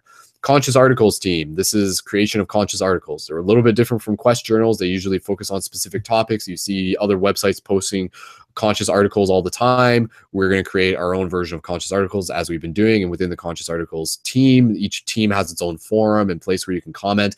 You can brainstorm and put out ideas and so forth and so on. Conscious memes team. So again, the memes team is what we've kind of already been talking about within this broadcast. That's like ways of how we can optimize social media to be able to reach more people, to build different audiences, and also just to be able to get inspirational thoughts and conscious content out there as well. So if you're thinking, if you're an artist, or if you're a digital artist, if you just want to brainstorm, even if the memes team, if you're a good person who can find quotes, that's another way within the memes team of how we can coordinate things. Like your contribution to the memes team, if you like just have like a cool quote that you think about or that you come across during the day, write it down and post it in the memes team later, and then someone can end up putting that into a meme. So again, that will be a coordination between finding content, sourcing images, and packaging it together.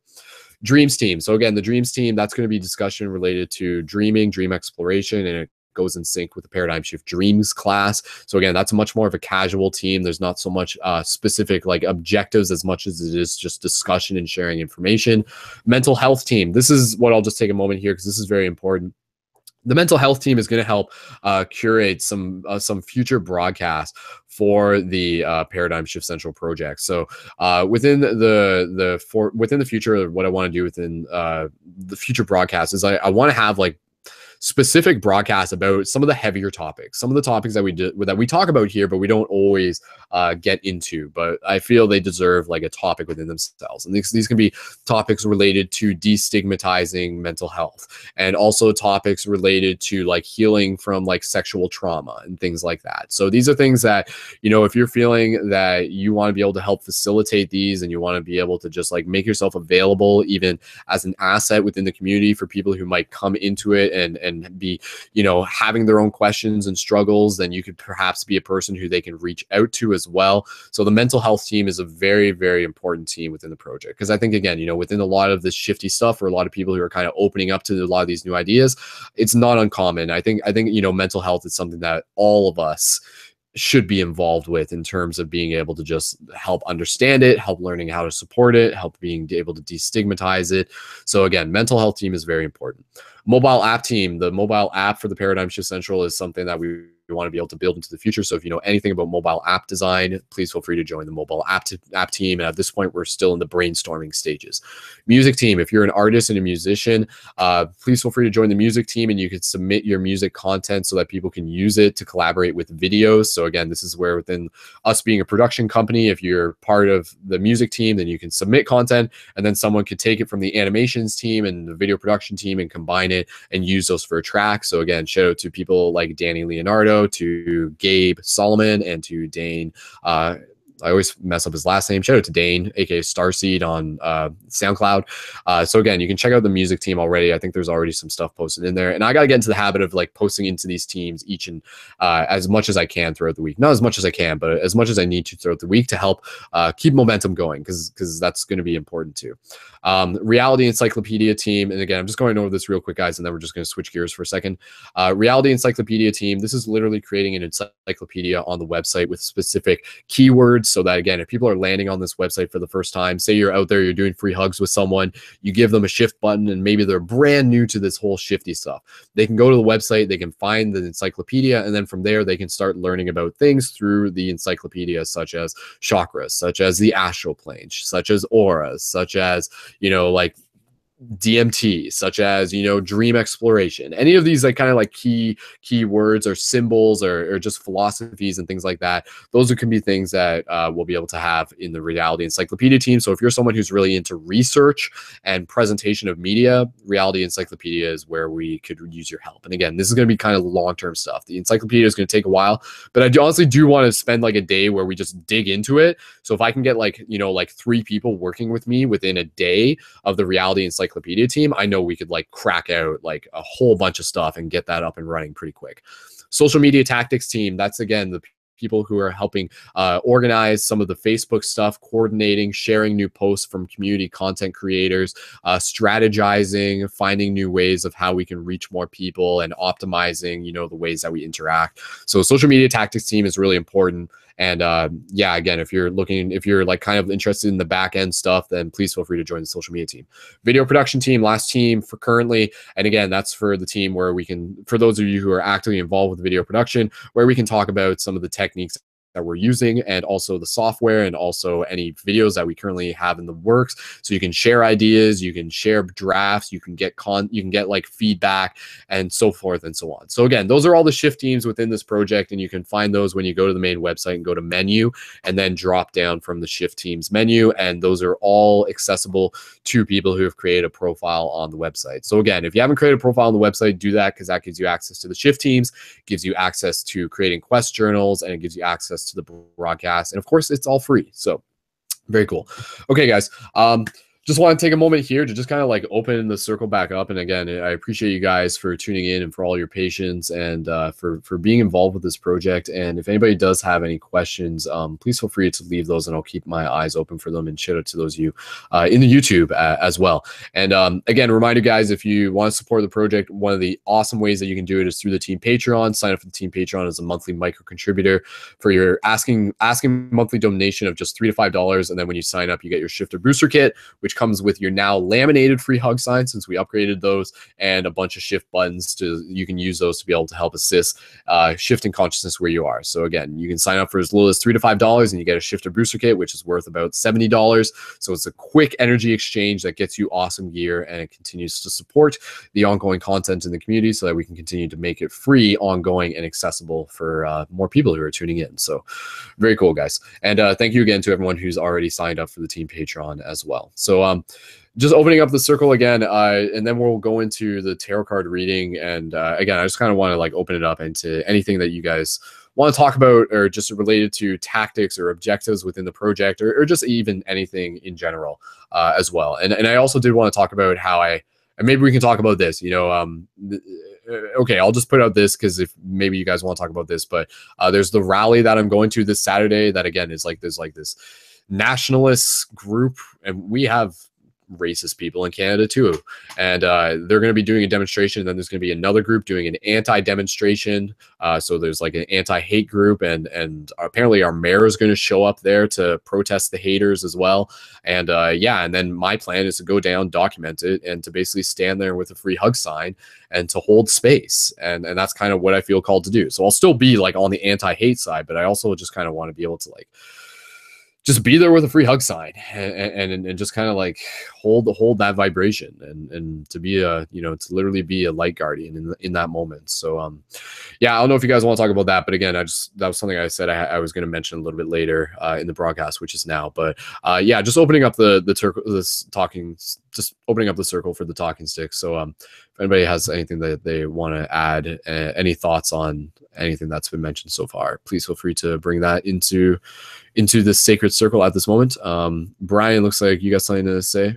Brian, go ahead. Yep. Yeah. Why is it an anti-hate rally? Why isn't it just a love rally? You know what I'm saying? Like we got to change that angle. Like it's so much. Like we're talking about patience, and the opposite of patience is impatience or anger, and that to me is just enthusiastic depression. That's how I see anger. And another thing, real quick. I've been collecting images. I have over 500 blank faces. So they're colored in or whatever. They're really articulate pieces, and they're ready, according to the emotion on their face, for your inspiration quote. You can just throw it right on there. You're going to have to figure it out. I'm going to, I'll have them available on Google Drive or on Dropbox or something. But I'm getting them all together right now. I have over 500, and I know I've drawn at least 2,000 plus pictures in the past 5 years. So they're coming at you. Cool, man. Cool. And I think Nick posted some of those within the memes team as well. And again, if people are interested, you can check the memes team and you can see those there. But yeah, Brian, I'm interested in taking a look at those, and maybe me, you, and Sean can kind of collaborate on how we can create some cool conscious memes there. And I think what will be successful for the memes team is that when we're not just creating things like on the fly, but when we actually create an abundance, like a stockpile, because that's, and I'll just say this because it kind of gives context. Within the Paradigm Shift Central project, one of the ways that you can think of visualizing what it is that we're doing, you can think of Paradigm Shift Central as being like a love laser, like a giant spaceship flying through space, and it has a freaking cannon on it, and that cannon shoots love, and it like pierces through the veil, and it shoots love out into the galaxy or wherever it needs to be. And now the ammunition for that cannon is media content. The ammunition is memes. The ammunition is quest journals, is conscious articles, is videos. So think about that. So again, in that sense, like one of the things we're doing with the social media tactics team is we're going to create like a stockpile of like featured community content that we can continue to upload throughout the week. So again, that's kind of what we're doing. We need to build up that pile of munition that we're using to fire those love lasers. So that's how I visualize it. Again, everything I visualize is very like kind of like space odyssey, military quasi tactics and stuff. But again, I think when you're looking to sort of like change the world, we have to organize very tactically, and that's where I kind of bring in this sort of like militaristic kind of style into it, but doing it from a very love, heart-centered place. So yeah, just kind of wanted to put that out there. But yeah, like I was saying, Brian, Sean, and myself, if you guys are available afterwards, maybe we can jump on the live chat and just brainstorm some more after this too. Brian, was there anything else you want to mention on that? I did, but I forgot. You know, it's like a little brain fart slip, so it's all good. Cool. No, all good. Cool. Okay. Sweet. Okay. Anything else that you guys wanted to mention? And again, I agree with like the anti-hate thing. That was one of the first things I said. But again, you know, I think it's yeah. I mean, I think it's kind of obvious. But you know, if you guys want to talk about that more, we can. Sean, was there anything that you wanted to say at this point? I know you're just typing in the chat. No pressure though. Not that I can think of, but it's really nice energy, I guess. These little shift meetings and cool group meetups. Word, man. Yeah, definitely takes your mind off of, I don't know, all the unnecessary thoughts of stuff going on in the world. Word, definitely man. need a nice positive place where people can tune into a video and be like, oh, I forgot how much propaganda is being spit out on TV constantly all day. Yeah, no, I appreciate it, man. I appreciate it. It's great to hear that, because again, you know, I think what kind of the value within this project is having like the objectives, is having the engagement that people can focus towards, you know, like with other communities, sometimes they can just be like, you know, the community is very much the viewer, but here, you know, the community is the creators as well. So again, I think it's, you know, that's part of the ongoing game, is like, let's create these lists of objectives and stuff. And oh my God, guys, like literally I created like a huge list of objectives that I have to do. Like there's like literally like 100 things on this. Let me just kind of see here, because if there's anything here. Okay, I'm just gonna give you guys a quick run through of some of the things that are on my what to do list.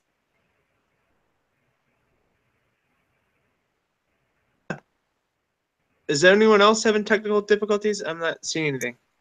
I see everybody. Like everyone, the feed's still running. Okay, now everyone's moving. It was just it froze for you guys too. Okay, cool. I wasn't the only one. All right, so yeah, no, I was just saying, I'm just gonna read you guys real quick just some of the things that are on my list here. This is stuff that some of it's just stuff that I have to work on, but some of it's also stuff that other people are working on as well, or can work on as well. So updating the team map, that's one thing that I have to do. There's a bunch of the team map profiles that I have to add to the team map. That is something that I could use some help with as well. Designing new shift buttons, that's something that I have to do, and again, that's something that we can do together as well. And again, the shift buttons, like those can be like the idea behind the shift buttons is we want to have like more community created art into those as well. Managing the new shift points, again, like that's something that we can get into. Not too much help that we need on this at this moment, but again, if somebody wants to like volunteer as like kind of like the banker for the shift points, that's totally cool. And again, I think it's kind of cool that we're kind of like taking back the idea of like a banker or something like that. Maybe there's a better word for it, but I don't think I you know, people are just like, screw the banks, but I'm just like, well, what if it's our bank? Like, what if it's a good bank or something? I don't know. Maybe there's another word for it. I don't know, guys. We're figuring this out as we go. Okay, so helping feature and curate people's content, that's an ongoing thing, right? So and again, I can use your help for that.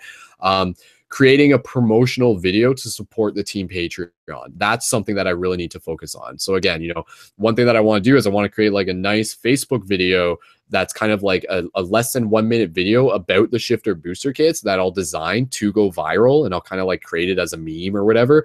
And again, that will draw people back to the Patreon, because that way, so instead of like every week where I have to like invest in like, you know, like ask and chase people around for the Patreon, not that I actually do, but again, you know, there's different ways to raise a Patreon, but if we can create a way that's kind of like this ongoing Facebook promotion that's naturally drawing people back into the Patreon and just being like, wow, this is awesome, I want to sign up, that helps. So that's something that I want to do, because that's going to help us raise the Patreon sooner rather than later. So once we get that set up, that's like a really awesome foundation.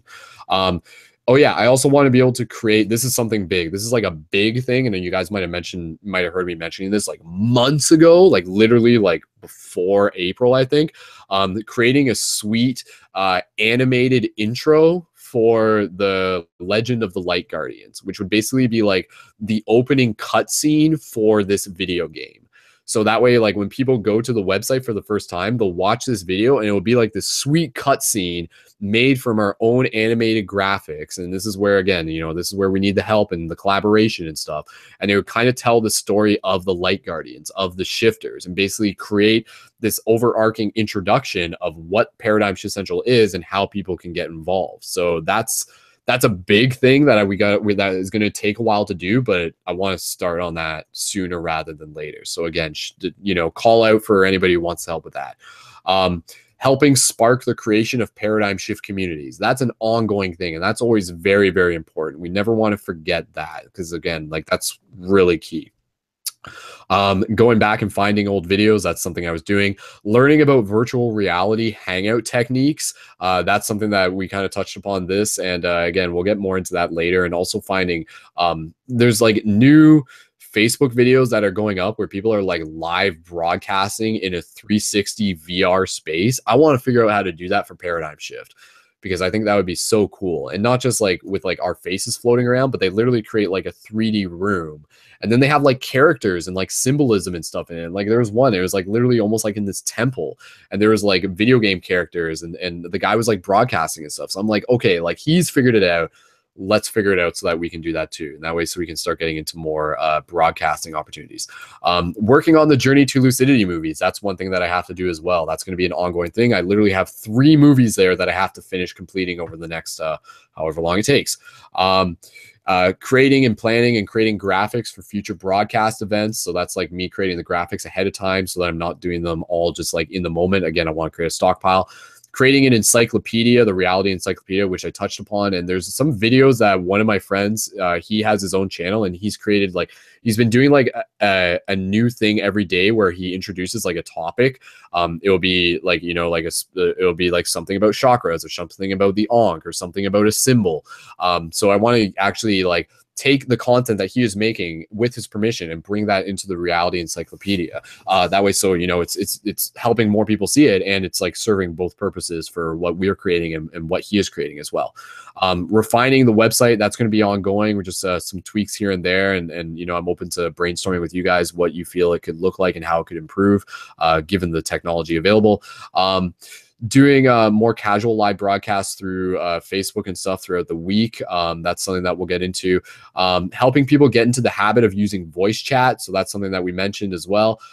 Organizing the dynamics for the shift teams and posting in the forums to draw attention to objectives. That's something we mentioned. Creating a list of conscious YouTubers. That's something that I can just put out there for ask you guys for help. If you guys know of conscious YouTubers, do me a favor and create a list. Create like, you know, create just a little Word document and send that over to me and post it in the social media tactics team, because that will be really handy. That way, because maybe there are people already in the community, but if there are people outside the community, then we can totally like find them and invite them and help feature their content. Like I stumble upon stuff every day where I'm just like, oh, here's people who are just like making their own conscious content, yet it's only being seen by like 100 people. So let's like help them and they'll help us. And again, you know, it's this very symbiotic relationship. Managing tactics for Facebook content, creating my own quest journals and conscious articles. There's a lot of stuff I got to do there. I want to at least do like 1 quest journal a week, or maybe once every 2 weeks, depending on what I'm up to. Experimenting and optimizing live broadcast methods, automating Facebook posts, and going through and refining and approving quest journals as they come in. That's something I can use some help with. So when a new quest journal comes in, I want to be able to have somebody else who can look at the quest journal and review it and decide whether or not it's ready to be published. If I can get somebody else in the habit of knowing what that is like in terms of like making sure the title's good, making sure the image is there, adding in the hit counter, making sure that the formatting is properly. If I can get other people helping with that, that will be a huge thing, because as more quest journals come in, it's going to take a lot of my time to individually go through each one and check it as myself. So if that's something that somebody else can help with, that'll be huge. And creating a way to automate community sharing. So Facebook post stuff again, creating separate voice channels within the Discord chat team. That's something simple. I can do that, no problem. And updating some automated stuff in Facebook again. Yeah, and so that's basically it. And then I just got a whole list of a bunch of videos that I got to make as well. So yeah, so that's again just a quick list of some of the stuff that I got to do. But a lot of that stuff there is stuff that we'll be able to work on together as a team. Okay, so yeah, there we go. Okay, I just wanted to mention that. Okay, so yeah, I still want to get into the tarot card draw, but before we do that, just opening up the talking circle again. Is there anything else that you guys want to bring to the talking circle in this moment? Please feel free to do so. So if anybody wants to add anything or any thoughts. I said what? Chicken butt. I said what? Chicken butt. Thank you, Ryan. Bring a little humor in. Nice to get Go ahead. maybe like an open discussion podcast type of thing going one of these days. What would that look like to you, Sean? Pretty much like what we're doing now, but yeah, maybe just like super open discussion, I guess. Okay.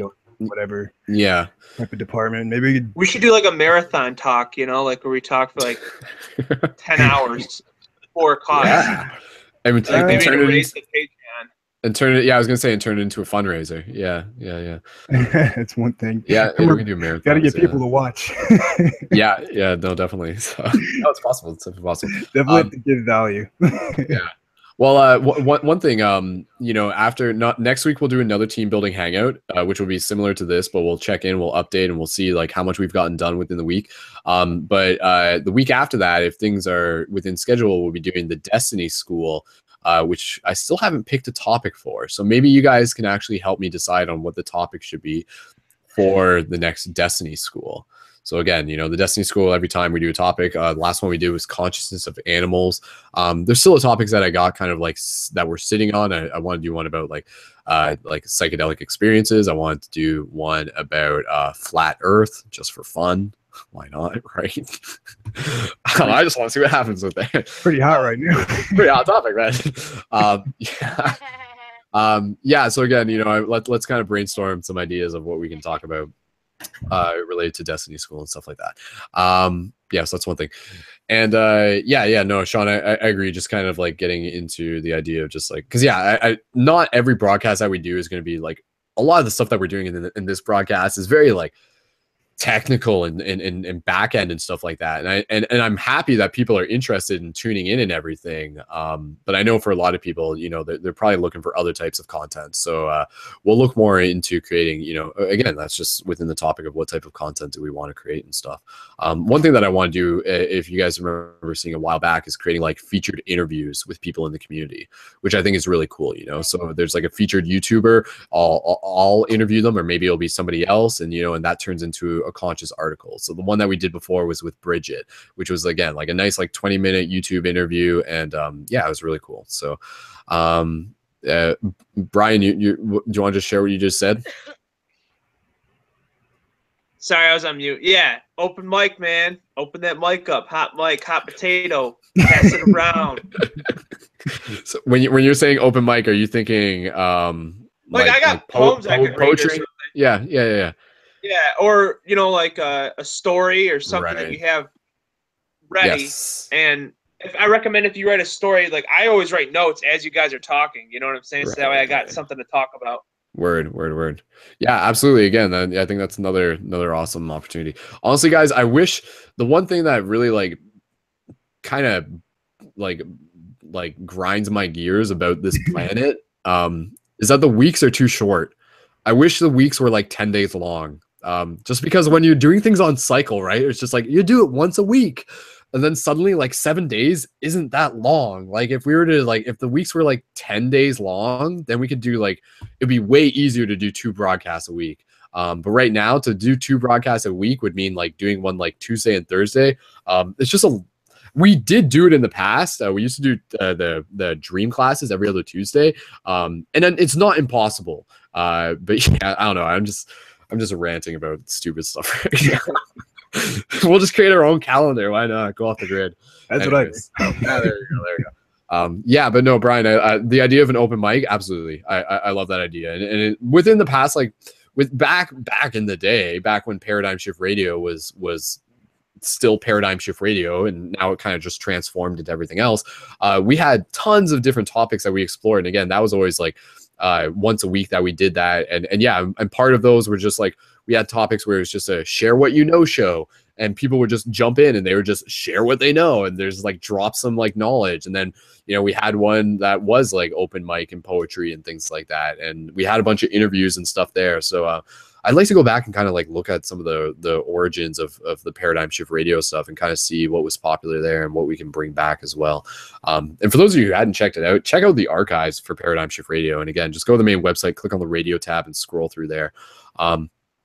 Another thing that I'm going to be able to do, this is just kind of like a tactical thing, is doing like the live broadcast through the website, not as like this Facebook broadcast, but just in a more casual way, just that it's purely audio, and that will be using a mobile app device. So like I'll be able to like plug my phone, it'll plug my headphones into my phone and walk around, and I'll be like broadcasting through the website, and it'll just kind of be like more of a casual thing throughout the day, which will also be something where we can use it to help coordinate things that we're working on with the team, and then also relay people from the voice chat into that broadcast. So there will still be like the core team building hangouts, but then throughout the day we'll get into the habit of kind of having these like casual live broadcasts in a sense. The real thing that we just want to be focused on is not overloading people with content. I know that can be like, you know, it sounds like a great idea, but you want to keep things, you know, just like, you don't want to throw too much at people. You don't want to throw too much at people, or else, you know, it's hard for them to keep track of, you know, what's new and what's important. So that's why we try to put like all the updates like just into like one broadcast here. So, you know, if people get a chance to listen to this, and it keeps them up to speed. And again, you know, inviting you guys to keep listening to these broadcasts to stay in sync with the story, and not just to listen to it, but to be a part of it, and to know that you are part of it just by carrying the shift with you. And again, you know, like that's part of the game, is by taking the inspiration from these broadcasts and continuing it with you and having those conversations with people. And again, you know, if you feel inspired to, writing a quest journal about that, that's an awesome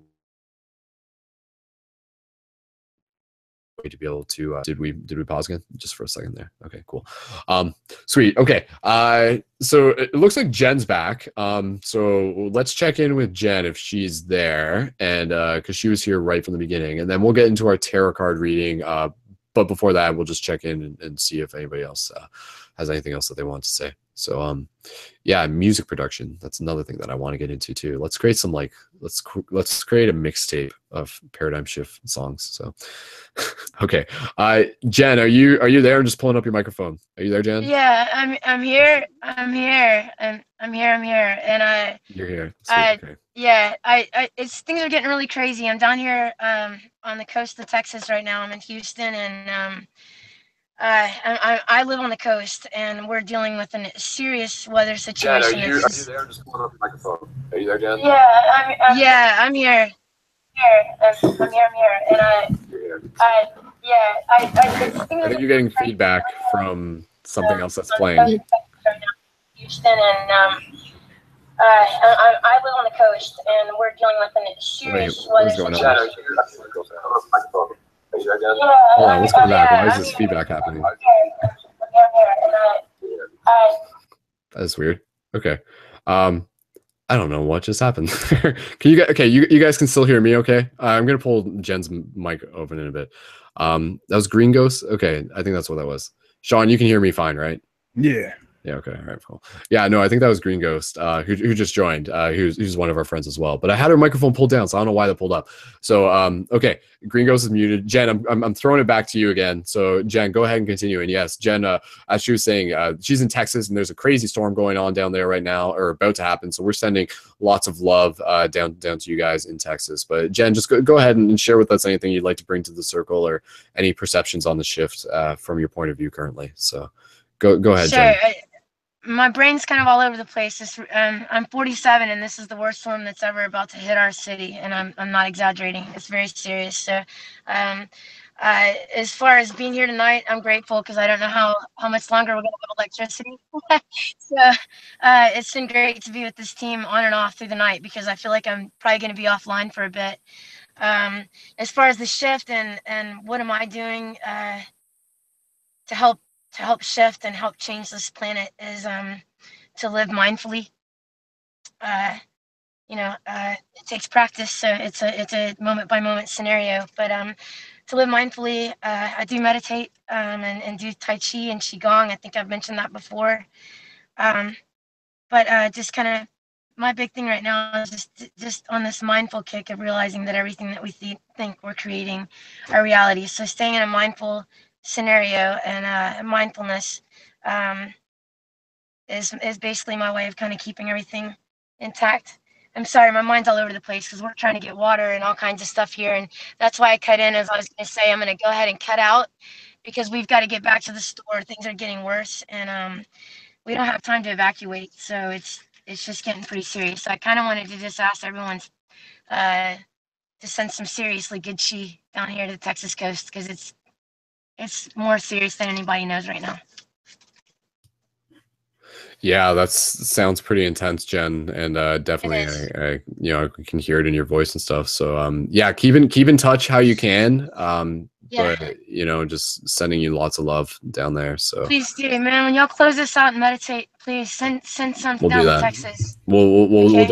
definitely close off the broadcast with a meditation, and we'll keep Texas in our hearts. So, yeah, appreciate you guys. Thanks. You're strong, Jen. We believe in you. Yeah, So, I want to shine bright, guys, for you guys. yeah, I appreciate it.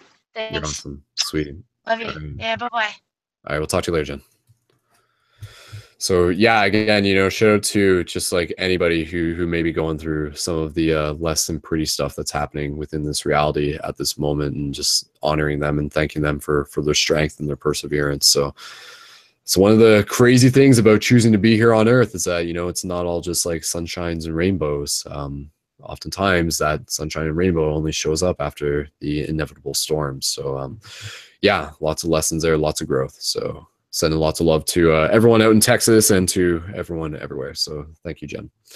So again, guys, we're going to get close to wrapping up this broadcast. And by doing that, we'll do a tarot card reading. But we also do have Green Ghost, who joined us recently in the Hangout. And we'll just give a chance for them to say hello. And if there's anything that they want to be able to bring to the circle and any updates that they have on the shift from their end, then we'll go from there. So Green Ghost, we'll bring the microphone up to you for you. So if you just want to test your microphone, go ahead. And I don't think you have headphones on, so there might be some feedback, but or unless you want to just take a second to put headphones in. So we'll just wait for you to unmute your microphone on your end, and whenever you're ready. And Green Ghost is last time I checked, she was in Australia, and she's been on the broadcast in the past before. So okay, go ahead if you're coming through. Just check. Hey guys, how you going? We just came late, but hello from Australia. Awesome. It sounds great, guys. So yeah, thumbs up, and just go ahead and tell us a little bit about how the shift looks from your end in Australia. So, and anything you want to bring to the circle. Well, I guess I just moved back up to the north again, where there happens to be a lot of communities, people with properties that are building eco villages for travelers. So, and it's all based on permaculture and like growing food and making sustainable domes, sustainable villages where everything is recycled and there's no like negative output on the environment. Really special places for meeting the tribe, because it's really international in Cairns. It's kind of the gateway to the world. Cairns is full of international backpackers and all kinds of people, so it's a really special place in Australia. It's really different to a lot of the other towns. But yeah, we're really interested in what you're doing as well. So, and this is my friend Melon. Hello. Yeah. Hello. We came late to the session, but yeah, I feel really inspired by everything you do. I always see your posts, and it really inspires me. It reminds me of the internet revolution that I miss out on a lot these days. I don't really know or keep up to date with the internet much, so it's really, really inspiring. Yeah. Awesome. So I'll control the audio on my end so it doesn't do the feedback if I'm talking and stuff. So that's cool. Yeah, no, that's wicked. That's so cool to hear that you're still getting involved with the eco communities and everything like that. Now these eco communities, how I'm just kind of creating conversation and stuff here. If you can just kind of be a little bit of like a journalist for what you're seeing on your end, because a lot of us don't see that type of stuff firsthand.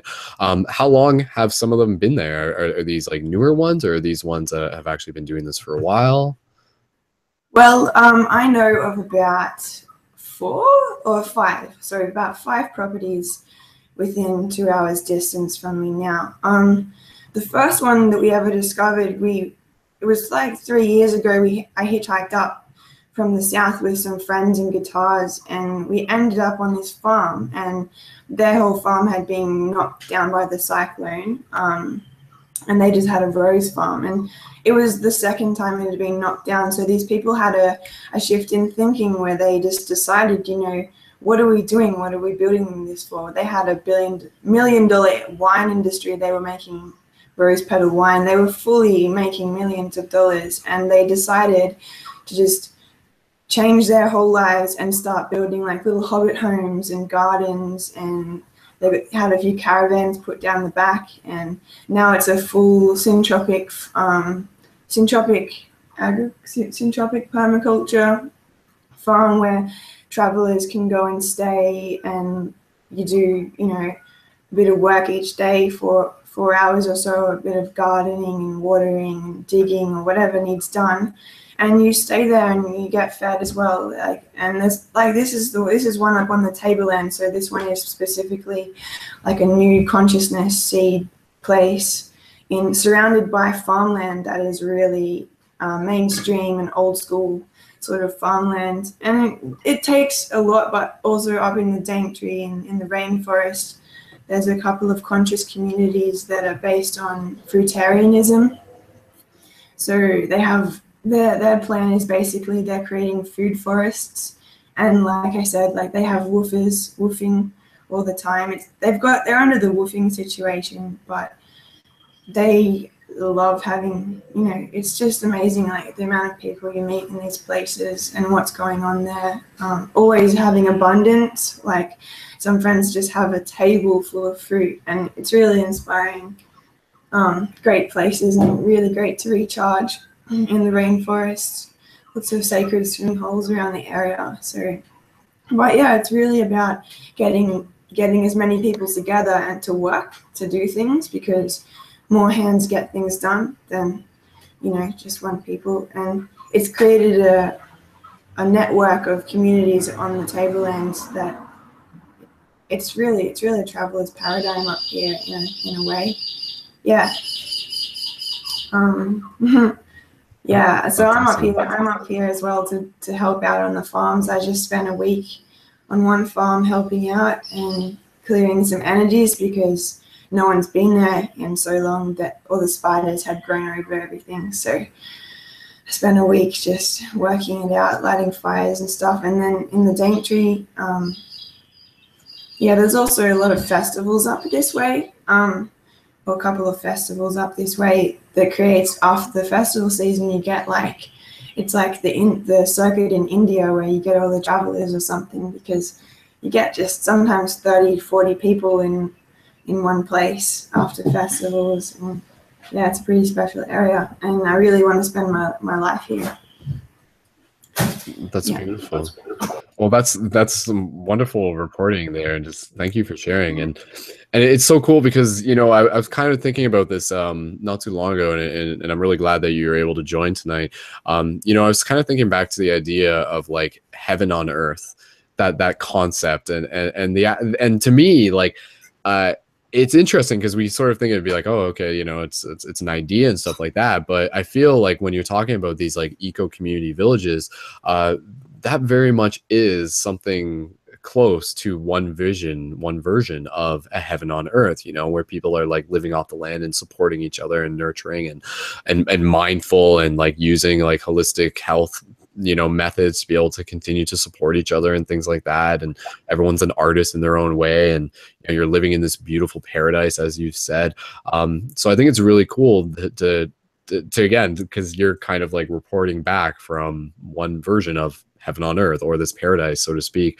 But I just kind of wanted to ask you, and then maybe we'll kind of move the talking stick around after this. But just kind of like from your own experiences and stuff, because I know that there's a lot of growth that you've gone through since we've connected, Rosaline, over the years and everything like that. And again, it's kind of been like, as it has been for all of us, like ups and downs and so forth and so on. But I just kind of wanted to ask you, like, openly, how you feel that like spending time in these places like has helped like shift you, has helped you kind of like become like more into your come into your own center, your own sense of well-being and stuff like that. If you're open to sharing anything related to just to give other people who might be interested in exploring these ideas of how it might change them as well. Yeah, well, of course, I have an amazing story, and I've been thinking about you because I've been thinking that I should be documenting my progress, because I just spent the third time in hospital, another month in hospital, kept against my will because I was deemed insane for what I was going through. So whatever about that, I got kept in the hospital for another month, and in medication every day, white bread and potato every day, and then for me to be let go, the only way that they would trust me was if I got involuntary injections of a drug that makes you really dozy and stupid. It's 2017, I don't know what things are these days. So I just got out of there, and when I first got out, I was a potato. I just couldn't think, I couldn't barely walk straight, I kept falling over and stuff. And yeah, and so just spending a week on the farmlands, for instance, just helped me to open my mind and open my heart again, and slowly feeling and just slowing down the pace back to this pace of nature, taking my shoes off for the first time. And like I spent my whole life pretty wild, so to be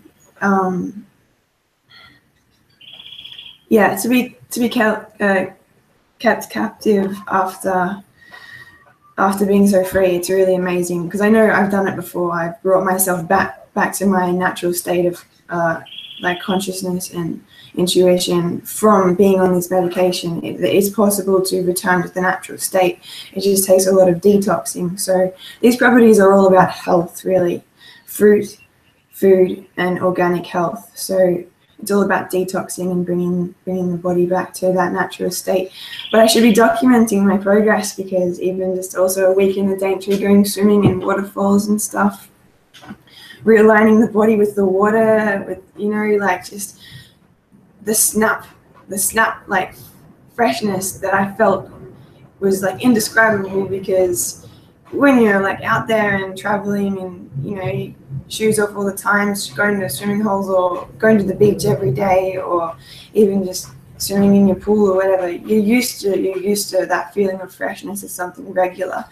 But when you've been kept stagnant for a month and then you get to observe the differences, I suppose that's been the most fascinating thing for me. I'd really love to help people that have been through the same thing one day, because the system is really, it's closing down on a lot of individuals that have no help, really soft, kind-hearted, gentle individuals who really get fucked over by the system and made to believe they have something wrong with them, when really we're all meant to be exactly who we are. So yeah,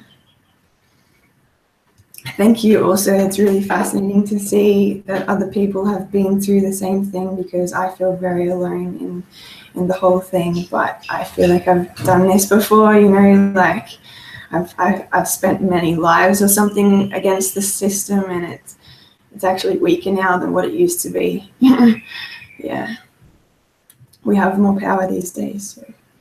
So. Yeah. Trust in the power of the self, of yourself. That was the very first thing I said in the broadcast. I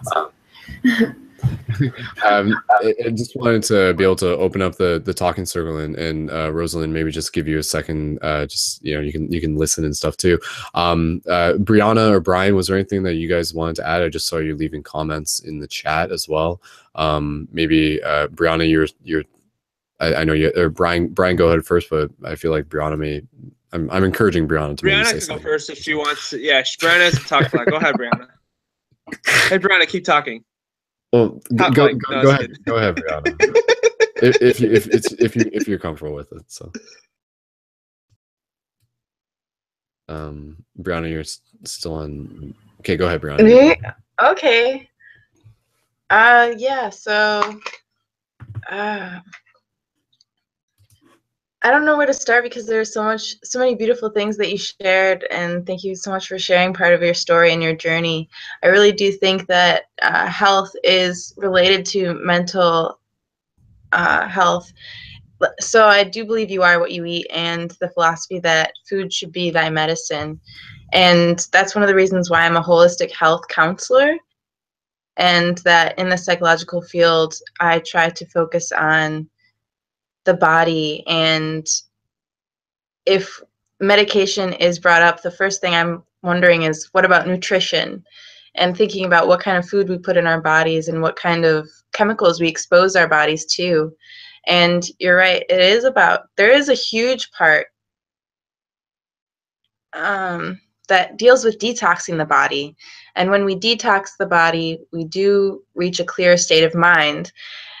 And my partner, Nick, he actually experienced this recently, and I'll share this because I was the one that kind of noticed it or pointed it out. He said that he had a little bit of a stomach, like a belly, and we were working out, and so he didn't know why he still had this belly. And then we cut out gluten, and it turns out that like he was able to think clearer, and his little gluten belly went away, and he started to experience like higher energy, clearer thoughts. And that was just one example of detoxing, like how if you start to pay attention to what is going on with your body, and you just play around with your diet a little bit, and then you see what works and what doesn't work. For instance, right now I'm drinking lots of water, trying to detox my body that way. So I was just really inspired by what you had to say, and I wish you the best of luck on your journey. So yeah. And thank you, Brianna, for sharing as well. And Brianna, you're just saying, you're just kind of mentioning that maybe Rosalind could get involved with the mental health team within Paradigm Shift as well. And again, I agree, Rosalind, if that's something you feel called to be involved with, because again, I think it's really powerful when people who are interested in being just advocates of promoting topics related to mental health. A lot of those people aren't just people who are just talking about, something they read in a textbook, but they're actually talking about things that they have gone through from their own experiences, which, again, I think is very powerful, and it sets an important example for other people who may feel like, there's no hope, or how can this ever change? And then you see people who have gone through darkness and come out the other side, and have the stories to share about it. So again, that's why I always say is that your stories are so important. Your stories have the potential to inspire someone else. And sometimes we go through these dark stories within our own path, so that our stories can be shared, so that our stories can become medicine for others as well. Each person that I kind of like to feel that, like each time like someone kind of like goes through this darkness and then is able to like share their story about it, kind of is a way of like the universe not having to go through that exact same path over and over and over and over again, in some way or another. But it's definitely a unique experience of the soul to gain the courage and the clarity and the reverence that you get out of going through the darkness of something related to mental health and anything such as that. But Brian, did you want to jump in with something? Go. Let me just check your microphone. Go ahead, Brian. Can you hear me? Yep. All right, yeah. Good. Man, I have so many stories. It's ridiculous. Like for my mental health. Like I've been on the streets like in Chicago, and there's this whole story where before Donald Trump was president, like this is 2010, October 10th, 2010, Chicago Marathon. And I got basically, I'm gonna make it short, but I got borderline naked, and I like folded up my clothes in front of Donald Trump's newest tower in Chicago, and I wrote him a huge journal letter. And then the next day, people were cheering my name and cheering Logic. I don't know if you ever heard of this rapper. I met him on the street before he was famous at that time, and like it was crazy, man. It was just over the top, and like I was doing insane stuff. I was suicidal at the time, and I just blew my whole like bank account like on purpose just before I decided to go out with a bang, you know. So I'll talk about that story some other time. But I got so many stories I could talk about with mental health that I've been through, and then also like the dark times and how to get through it and everything. How I've gotten through it doesn't mean it's gonna be the same for you, you know. Yeah. Brian, just kind of curious. Like, do you feel like kind of like from like a soul perspective, why do you feel that maybe like you chose this path for yourself? I mean, I know it's kind of like a big question, so to speak, or why do you feel you chose that past for yourself, given the idea that, you know, like you are who you are now because of it? Oh, okay. When I was a kid, I had a lot of abuse. Like my parents were helicopter parents, and my brother was very abusive. Like his nickname in high school was Nigger Slayer, and like everyone was cool with it. You're talking about anti-hate race and stuff, and like I know so much hate, and I know I've been there. I used to get beat on one side of my body, and I remember to fall asleep at night, I would just shake in anger, and it tensed me up. I'd just be beat red, shaking. And I just remember the only way to calm the pain was to hit the other side. And that would cause an OCD of like symmetry where I would like rub my thumbs and like my thumbnails were coming off and stuff. Like I was crazy, man. But I had to get through it. And like I had like irrational beliefs, and it's kind of what made me what I am today. Like I would believe like that a beating from me helped a kid in Detroit get a good Christmas present, or a kid in India to get a decent meal for once. Like I saw it as penitence, like not deserved, but like it was paid forward some way. And that was my warped perception of like how to cope with what was going on. And now what I do is just act out what I believe is injustice and all the like, you know. I just do it however I feel like. So basically I treat my life as though I'm a porn star. Like I don't care what my parents think of me or anything. So I just swear on Facebook. I just say whatever the hell I want to. Like it doesn't matter, you know. Like there's so many, like it's so liberating to actually get through, but at the same time I feel like I'm a huge attention whore, but I'm not, you know. It's just like it's a mess. I'm a mess, but everyone's a mess, you know. We're just trying to get our shit together. Trying to get our shift together. So shift, yeah. Well, thank you for sharing, Brian, and again, you know, I really appreciate you connecting with the team, and you're a valuable asset. So appreciate it, man. And I like your ears. So thanks. Oh boy. Oh boy. Oh shift. Okay. All right. Let's just kind of Sean, was there anything that you wanted to say? I know you were just talking about bread in the comments. Do you want to mention anything about bread real quick, Sean? Oh man, I don't even remember where we were going with that.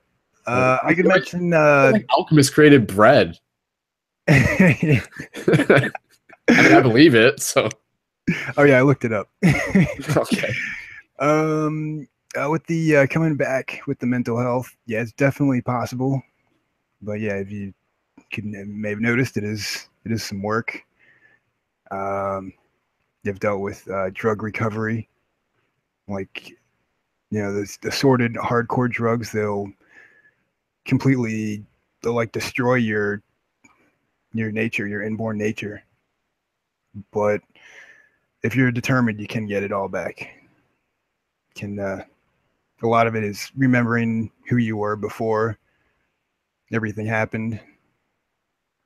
But yeah, it is definitely recoverable to get your old self back. Yeah. You, when it comes to like things related to like not just mental health, but sometimes when it's just like when we're at a point in our life where we just feel like we're like less of who we once knew ourselves to be. I kind of visualize that as like you know, within us we are always this like bright, vibrant soul. Like that is like always going to be a thing that shines. Yet sometimes when we get into certain points in our life, we actually develop these like husks around us, similar to a cocoon in a way. So these husks are things that kind of be like, it's like a layer of dirt that gets like put on over top of us through like societal patterns and again, even diet and things like that. So I feel like part of our objective as a human is to slowly like begin breaking away this husk. And then as we do that, the light that's inside like naturally begins to shine through. So again, you know, it's like if you're at a point in your life and you're just kind of like, oh, you know, like I'm not who I used to be. It's just like, no, you still are. Like that's still there. Like the light that shines bright is always still there. You just have to break away that husk. So if you can start doing that, then you'll start noticing like the, you know, connecting with who you feel yourself to be from that authentic space. So at least there's just one way of kind of visualizing it, which again, you know, can kind of parallel with the idea of like a cocoon and using the cocoon and breaking out of the chrysalis kind of thing. And yeah, just going back to the bread thing, just to provide some context, Sean's comment was because we were just like bread, but if people weren't reading the comments, they have no idea. Oh, okay. So, yeah, well, yeah, no, I mean, I was just gonna say real quick. You were just saying bread was created by alchemists. I think it was to spread to zombify people more. Sucks how good it tastes. Yeah, no, I agree. So yeah, I mean, honestly, yeah, like for people who may be like eating bread a lot, try to eat less of it. That's something I definitely try to do as well. Yeah, so I mean, again, it's just like slowly kind of weaning the diet to eat the things that, you know, are going to serve you better. So yeah, I don't know, Sean, is there anything else we need to talk about bread? That's just you say like an example. I used to do some MMA fighting, and when I would cut weight, I would cut out all sugar, bread, and meat completely. And then, like an idiot, one night after a weigh-in, I decided to have some pizza the night before the fight, and I actually felt kind of drunk, like I had about 2 or 3 beers. And I was like, whoa, that was a bad idea. And that's when I really noticed, like, oh man, people probably have no idea that they're in like a slightly intoxicated state when they're eating bread like every day. Yeah. And I think yeah, dude, I totally hear that, because I think that's kind of the kicker within this society is that, you know, a lot of people kind of like their baseline reality when they wake up and, you know, live their day is like already pacified. So like they don't even know kind of like what this vibrant way of life feels like until they go through it themselves, until they change their diet, until they're exercising, until they're, you know, cutting out meats and gluten and, you know, having smoothies more regularly and stuff. But yeah, no, it's interesting because yeah, like people can survive like at like minimal conditions and you know, just like being kind of like very kind of sluggish and stuff like that, but they're definitely not thriving and stuff. So yeah, no, it's yeah, it's just something to be aware of. Yeah, and I think again, you know, a lot of that also has to correlate. Another aspect of that also correlates with like energy cultivation. Like how many people are just like, you know, again, just like masturbating to porn every day, but that's like a normal thing for them, and they don't even think of it as like being something that's like you know, degrading to their well-being, because they've been living at this like pacified state throughout like most of their life, so they don't even know that it's the difference. Like them like masturbating to porn or not like doesn't even make much of a difference from them, because they're already like in zombie mode. So it's like zombie mode versus slightly less zombie mode. But yeah, once you start like, you know, for any of the shifters, like absolutely just like keep doing the things within your lifetime, within your life, within your lifestyle, within your lifetime, so that you can continue to become you know, more of that like golden self. And again, so that you can continue to share that part of yourself with others as well, so you can show up in service as well, so you can endure, so you can, you know, have that resilience, the perseverance. That's what good leaders have. Good leaders have resilience. So huge energy drain. Another one is when I cut out all of the processed stuff out of my diet. I didn't need caffeine in the morning. I would actually jump out of bed full of energy first thing. As soon as the sun came up, I was freaking going. But then it's like, I don't know, you get the caffeine as your staple each day. I mean, it's not super bad 'cause, you go through states where you're low energy for a couple weeks or something, and maybe caffeine is just enough to make it through a work day of whatever you got to freaking get done.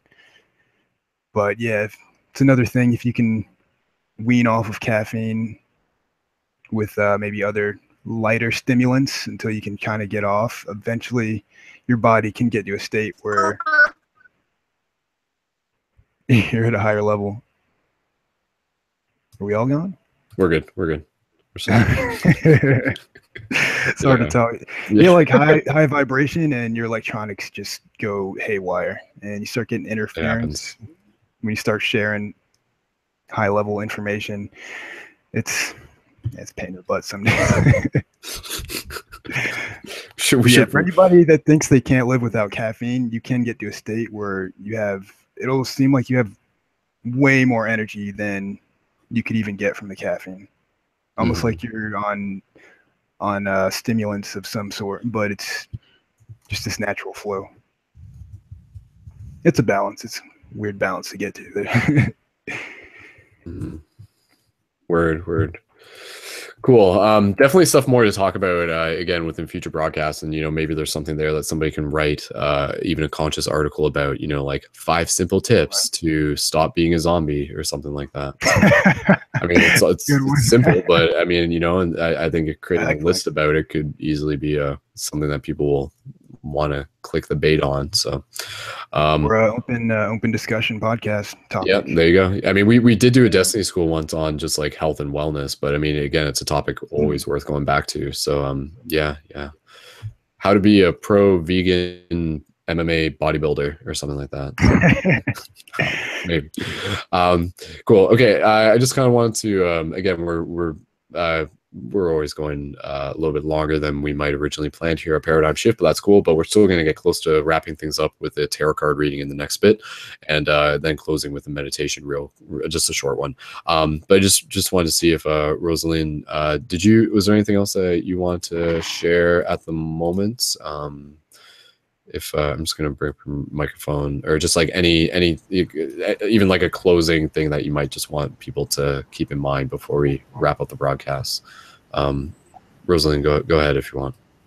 Don't eat bread. I'm not sure. Just good luck to everyone, don't look at the cameras, like, I don't know, like, it's getting dark.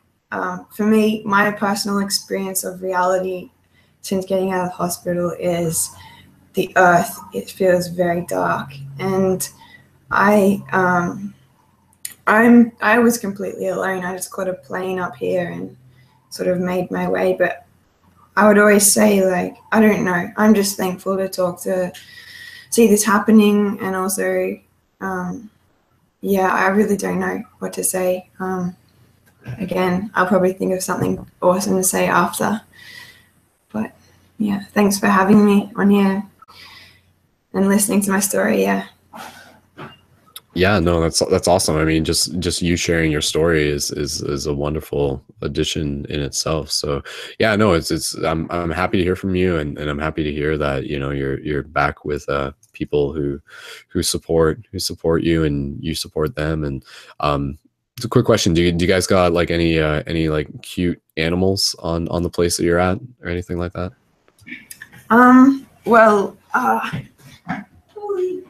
My friend has a dog. That's about it. I don't know, the farm that I went to, they used to have goats. That was awesome.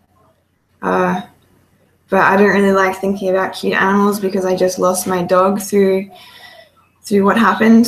I won't go into it because the nature of it is, I don't know. It's a big story. It's too big. But I lost my dog through the process of everything that happened, and that broke my heart. I spent a year with that little man and took him for walks every day, and he was a true soldier. But yeah, at the moment, I'm just taking it easy, trying to avoid having to get another injection. They might they might chase me down and say, you need, you know, force me to have an injection. So I'm really just laying low. I'm going to start filming though. I'm going to start trying to make some videos.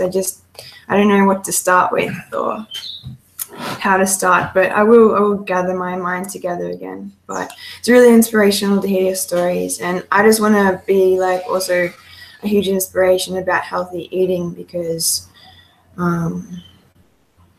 the state of consciousness that I reached through my 4-month detox, the last one I did, like I'm already I forget, like I am a spiritual person, you know, and there's a lot of society will laugh and snicker and take that not seriously at all, you know, like there's no such thing as an empath, even basic things like that. People will despise things like that. But yeah, I'm just going to go right out and say that health, when I was the healthiest I ever was, I was having crystalline dreams and daytime visions, and the point in my mind's eye was so colorful and powerful.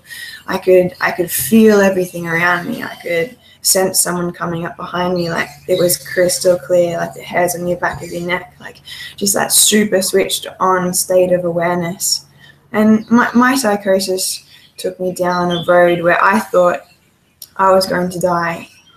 I thought the thing that happened to me, schizophrenia, I thought I was literally under the gun. Like I thought it's everywhere that I went across the countryside that snipers were setting up around me and shooting laser beams at me.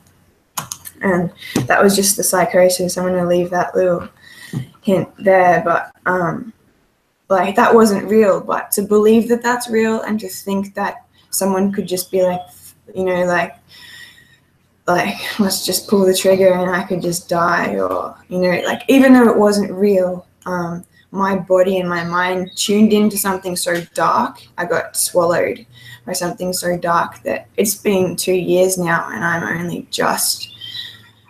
just conquered the fact that I could die anytime. And there was times when even I would be under the gun and I would like scroll Facebook and just cry at the beauty of how beautiful everything is that's happening. And the reason why I'm here in the first place is because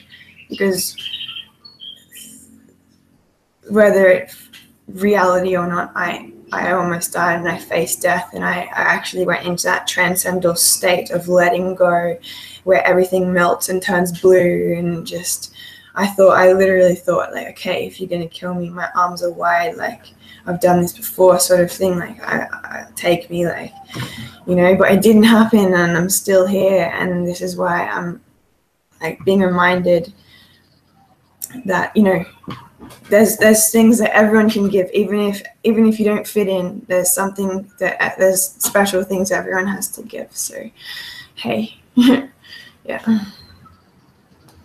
Yeah, thank you again for sharing. And honestly, like, I mean, having just known you through like internet and everything like that, you know, I really just like want to honor how amazing you are. And I mean, you know, like that's words don't really like do justice and stuff, but you know, it's like you, but everyone else on the team, and just a reminder of, like, you know, all of us being here, we're not here by accident.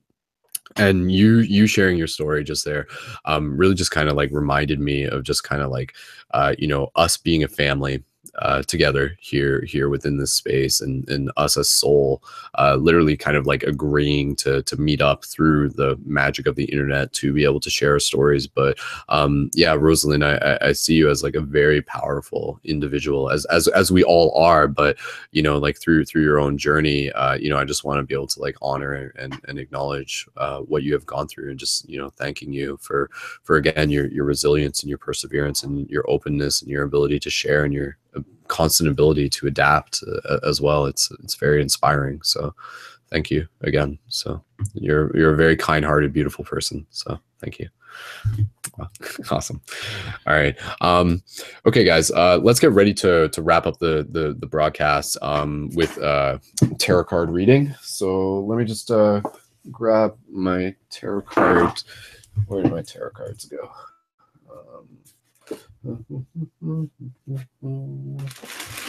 You're there.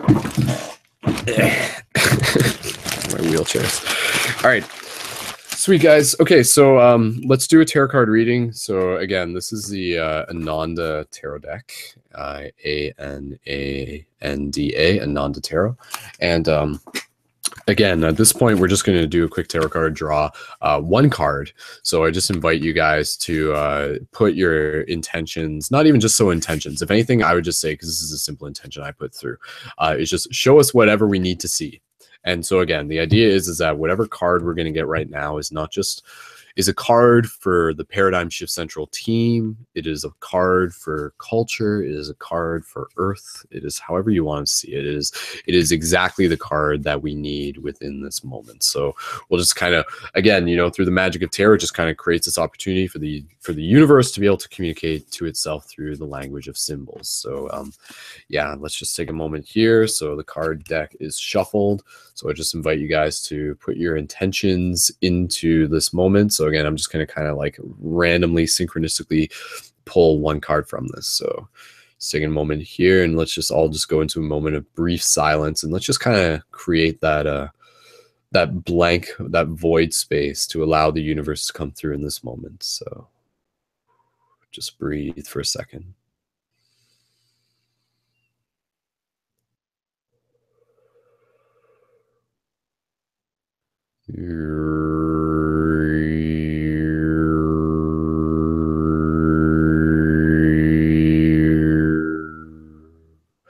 Oh, great infinite universe. Oh, great dream. Show us what we need to see. Bloop. All right. So the card for this week is Cups 7. So let me just pull this out from the Cups 7. Here we go. 7 of Swords, 7 of Spheres, 7 of Cups. Okay. So again, guys, listen closely. If you kind of want to just like turn this into a bit of a meditation for yourself, please feel free. 7 of Cups, the image. In the foreground of a full moon night, a glass filled with red wine stands in the center of a wide landscape. 6 more glasses disappear in the haze of the horizon. Meaning, wishes and unlived fantasies tear the real image of the world. When man holds on too tightly within. Okay, let me reread that. I kind of did it too slow. Wishes and unlived fantasies tear the real image of the world when man holds on too tightly within. We see what we want to see because our view is colored by our subconscious, yet appearances are deceiving. Driven by a subconscious longing, at times man chooses to escape the world in a state of intoxication that only leads him into a land of forgetfulness for a little while.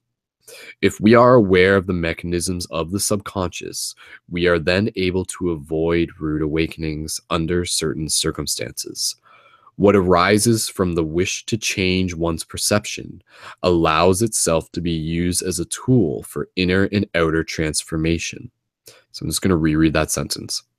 What arises from the wish to change one's perception allows itself to be used as a tool for inner and outer transformation. Whoever would like to change the world must begin with themselves. The subconscious must be brought to the surface in order to bring the subconscious drives under control of conscious mind. An inner stance that is ruled by uncontrolled exuberant emotions can lead to obsessive imaginings. Again, I'll just read that sentence. An inner stance that is ruled by uncontrolled exuberant emotions can lead to obsessive imaginings. The contact with the higher self creates deep trust. The opening of spirit for higher intelligence helps to create a connection between the different aspects of life and bring them into harmony with each other. In order to meaningfully transform life, man needs a vision, which can be realized on all levels of existence. In becoming aware of his inner divine spark, man can become a co-creator in the divine order of life. Astrological significance: Moon, Neptune, septile aspects. Keywords: illusions, unconsciousness, transformation, irrationality, fantasy, visionary thinking, imagination, dreams, trance state, visualization, uncovering the hidden, unprocessed feelings, subconscious longings. Traditional meaning: illusion, betrayal of self, escapism, false hopes and ideas, intoxication, loss of reality, sobriety. So there we go, guys. So 7 of Cups, that's a very interesting card. And I'll open up the microphone to just kind of hear what you guys might have to say about that from that reading. But from my own interpretations of it, I feel like this is, again, kind of really just drawing things back to personal responsibility. The only person who can change us is ourselves. The only person who can, only you can spread your own wings. And a big part of this is by, again, kind of acknowledging any patterns that we are doing either unconsciously and bringing them into the conscious so that we can change them, so that we can regain control over our own life. And if you are aware of the mechanisms of the subconscious, we are then able to avoid rude awakenings under certain circumstances. What arises from the wish to change one's perception allows itself to be used as a tool for inner and outer transformation. So with the eclipse and everything like that, I definitely feel that this kind of correlates to the subconscious coming to the surface, the things that we don't really want to always look at, evidently being put right in front of us so that we can ask ourselves, do we want to stay the same or do we want to change? And again, just bringing it back to the importance of personal responsibility, and again, just going back to the idea of changing yourself and in turn being able to change the world, working on yourself so that you can continue to show up for others in your community. So just opening up the microphone, what about you guys? Was there anything in that kind of spoke to you, or any reflections that you have on that? So if anybody wants to share anything, please feel free. No pressure either way. You can just kind of move along. Sean, do you have anything that you want to say? Basically just spacing out a little bit there. No worries. To say about what? No, about the drawing of the card, but no, it's cool, man. I'm just picking on you. So I was in meditation mode a little bit there. Yeah. Just like my go-to guy when no one else is talking. So I appreciate it. I did have some stuff to say, but I forgot. Dang it. Okay, that's fair enough. But yeah, no, again, guys, I think this card, it kind of reflects on us kind of just being aware if there are things that we are doing that are kind of like distracting us from our purpose. And just kind of like using the willpower to be able to rise above those base urges and those instincts, and again, just bringing the subconscious to the conscious. So in that sense, we were able to intentionally change things. I like the idea of like one of the last words on here was like, in terms of traditional meaning, was sobriety, because I feel like that is what we need as individuals and as consciousness, as cultures, is that kind of what we were talking about earlier with like the foods and the diet. We are in this like constant drunk state, or this constant zombified state, or this constant like sleepwalking state. So we need sobriety. We need to wake up. We need to like intentionally like bring this through willpower. And that's kind of the thing, is that it's not just something that's just going to like happen if we wait long enough, you know, like if someone is like, you know, going through some sort of dependency on something, it's not going to change if they just wait it out. The only way it's going to change is if they acknowledge it and then they continue to transform it using the power of their will, which again does have that power. That's exactly why it's there. It's there so these patterns are there so that we can learn how powerful our will is in the long run, I'd say. So and any other thoughts on that, guys? If you just raise your hand if you have any thoughts on, or even just, you know, the theme of sobriety, or, you know, just kind of what that means within the conscious community as well. Brian, go ahead. You know, we were talking about schizophrenia earlier, and I've been through it throughout the years. I'm 31 now, and it was bad in my 20s, especially my early and mid 20s. And it's not just paranoid, pro-anoia, where I thought the world, where paranoia is the belief that you're thinking that the world is conspiring to, and I've had those plenty of times. And I've also had pro-anoia, where I think the world's conspiring to help me instead of harm me. And it's still delusional.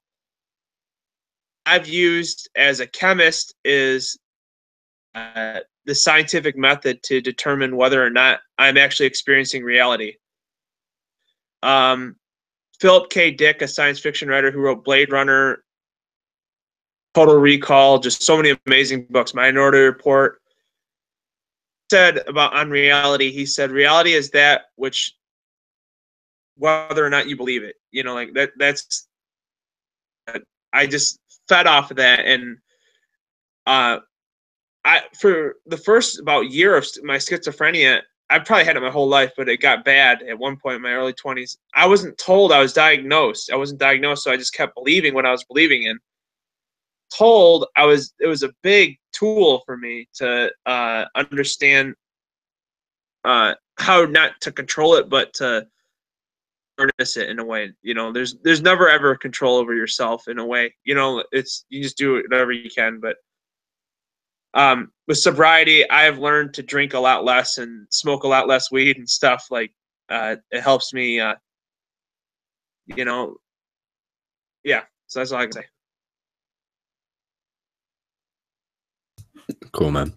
Yeah, and again, you know, I think there's also like, you know, there's a lot of other ways it's weird as humans. We are, you know, like beings that are governed by our desire for sensations, and I feel like there's many sensations that are accessible to us, but you know, the ones that are going to kind of be like temporary and fleeting are often the most accessible. The ones that are going to be like more long lasting and meaningful are going to be the ones that we usually have to like work for, the ones that we have to like do the physical effort towards, you know, such as like physical fitness, and such as, you know, like having that high after a workout, or having that high after like a good diet or a good meditation, or you know, like a good like sun gazing moment.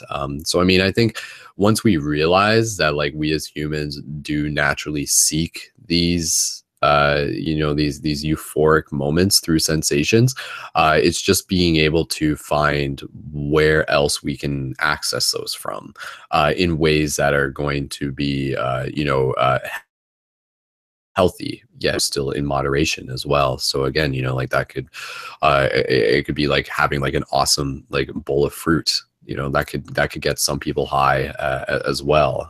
Whereas, you know, in the same way, someone might just be like, oh, I'll just go have a cigarette instead. So I think once you can kind of begin to like fall in love with the highs that you are experiencing as a result of healthy habits, is part of the way that helps you like wean off the unhealthy habits. So again, you know, like even the high of being able to have an awesome dream, that in itself could almost be like something that you have to weigh with the high of like smoking cannabis or something. So I mean, you know, and because cannabis would often affect like dream recall. So it's like, do you want like the high of cannabis in this moment, or do you want the high of a potent dream experience that you may have and that's sometimes a little bit tricky because it's not always a guaranteed thing.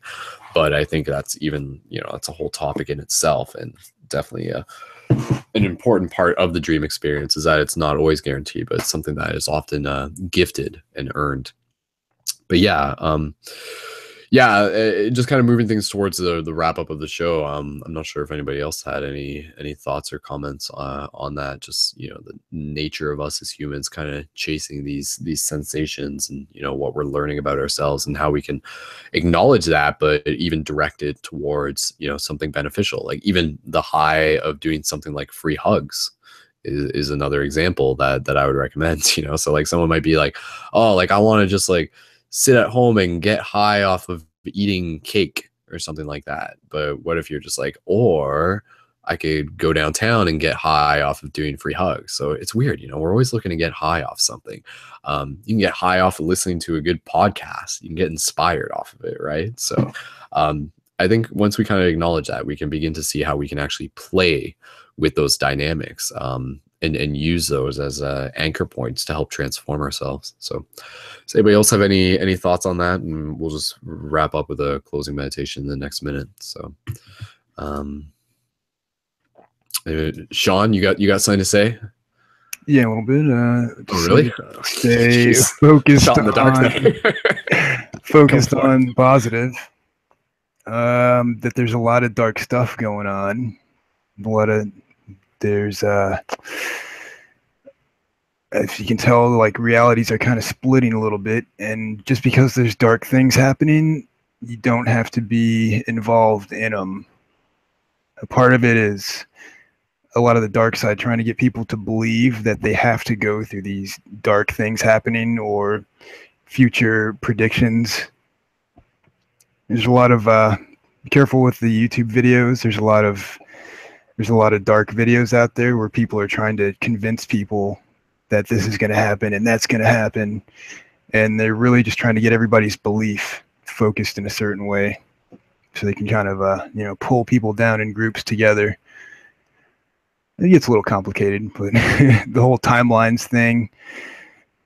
But yeah, staying in the right mood and not giving the power over to what you think could happen or whatever everybody else is experiencing.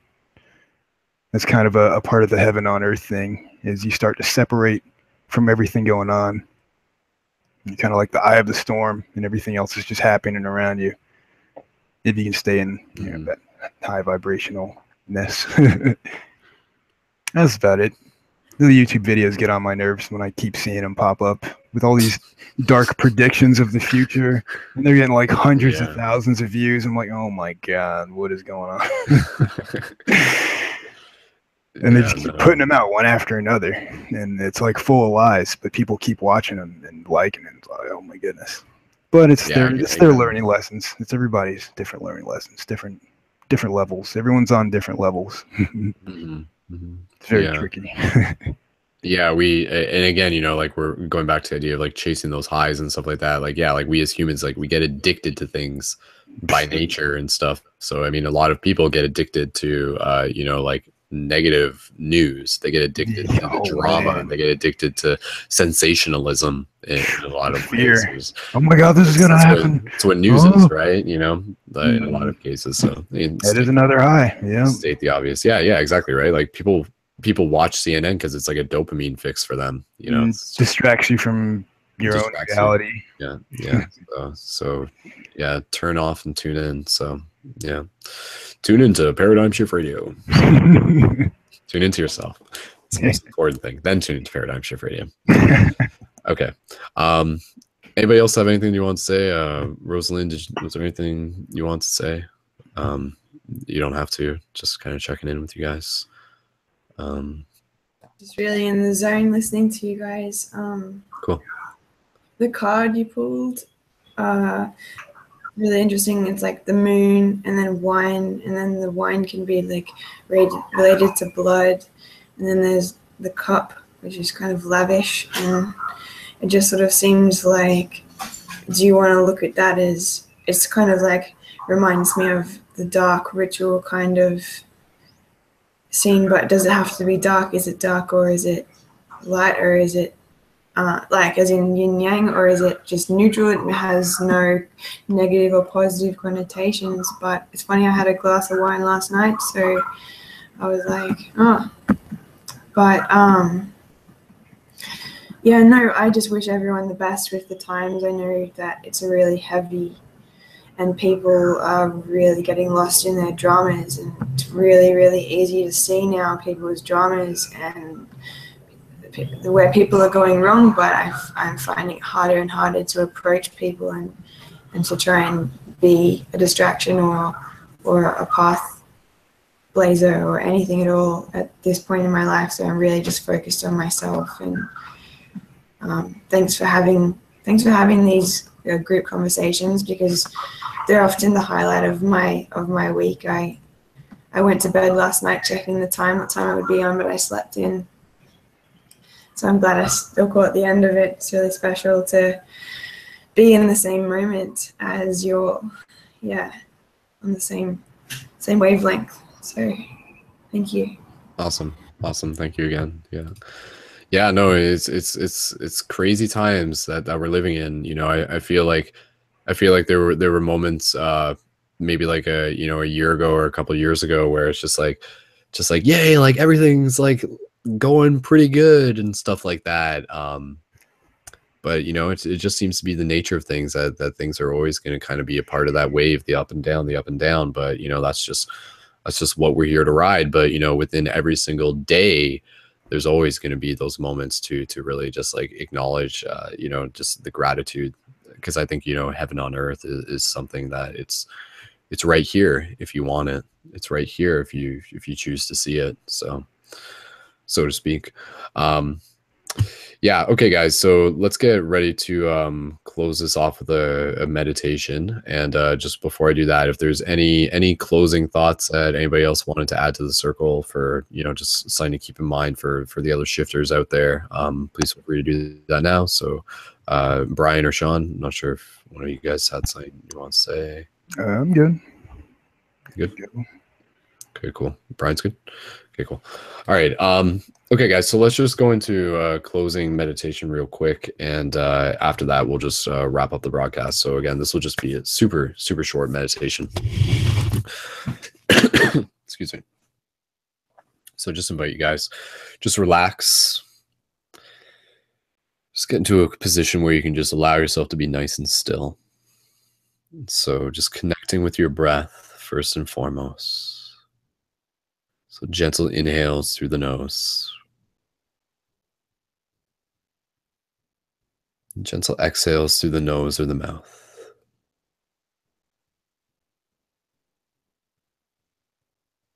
Again, gentle inhales.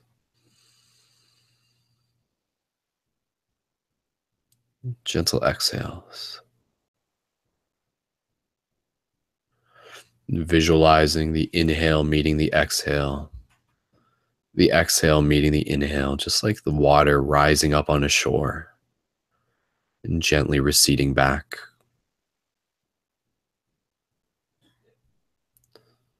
So as you continue to connect with your breath, let's just bring into this moment a sensation of gratitude for ourselves. So just do that first, just gratitude for yourself in this moment, and then we'll move beyond ourselves. So just take a breath here and just be able to thank yourself for all that you have done, for all that you are, and for all that you are becoming.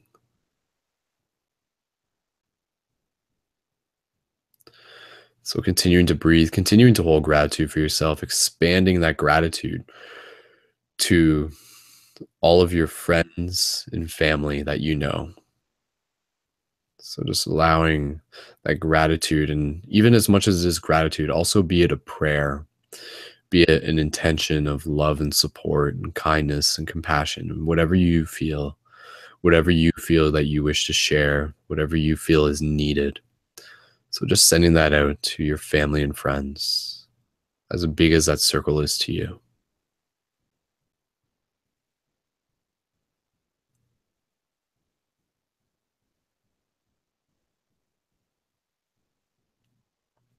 So just continuing to breathe and just acknowledging again that our thoughts in this moment are not just local to our own mind, but in fact, gently weave the connections that we share together as a collective. And as we take a moment to think about our loved ones, that just allows these threads to become a little bit stronger, for more light to flow between them. And so taking a moment here to just expand our gratitude to people all across the country, even to all across the world, as big as that is, as big as you're able to perceive it. And so just taking a moment here to just send prayers out just to the entire world. And of course, also to our friends in Texas as well as they go through the storm, our friend Jen there. So just sending visualization from your heart. This white light just expanding like a tree with a million branches in every direction, just slowly moving forward and expanding out and reaching. So just take a breath here and gently connect with this.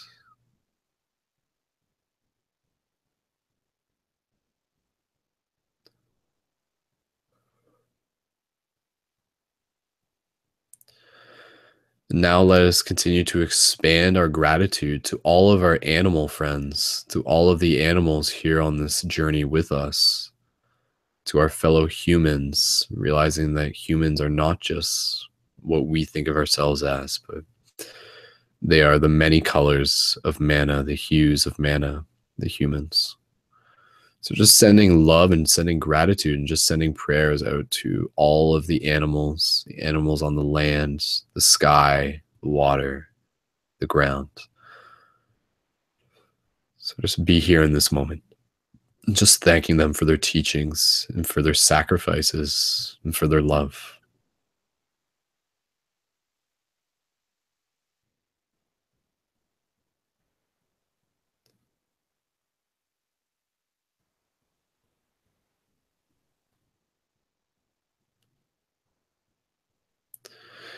From here, continuing to keep the gratitude for ourselves, our family, our friends, the world, the animals.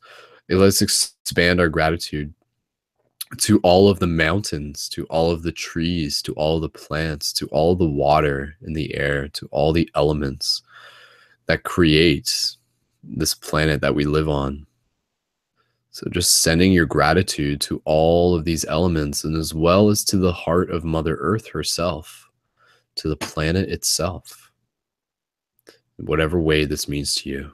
So just take a moment here to just connect with that, sending your gratitude and also receiving the gratitude of Mother Earth as she thanks you for all that is that you continue to do, knowing that as you grow, she grows.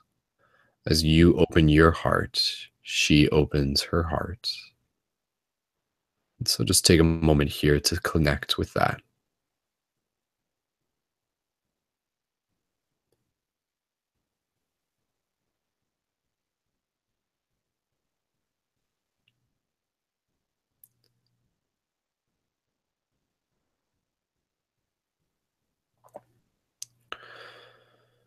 And so lastly, let us just continue to expand our gratitude beyond this planet and just out into the mystery of the cosmos. Just connecting here with the bigger narrative, with the bigger story that exists beyond this planet alone. To our connection, be it with star family, to galactic federations, however you choose to think of it. Even just connecting with the gratitude of the sun that gives us so much life, and to all the other suns and stars, to all the points of life, to all the points of consciousness throughout this entire experience, as vast as you choose to perceive it. So just connect with that while still connecting with your own heart and seeing the gratitude you have for yourself as gratitude that you express towards the entire cosmos. So just this next moment.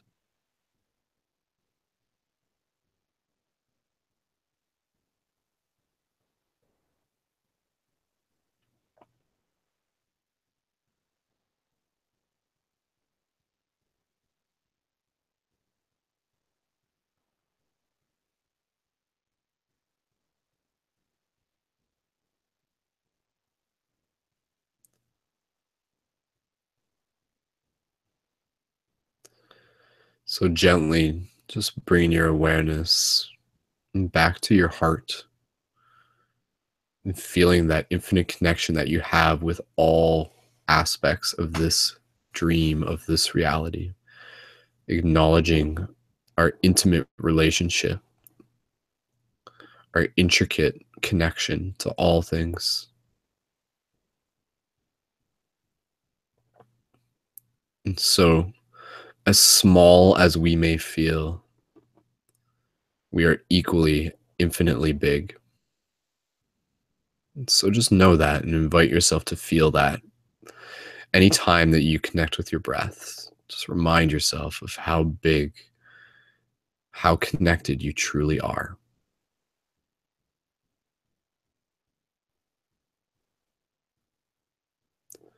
Trust in the power of yourself.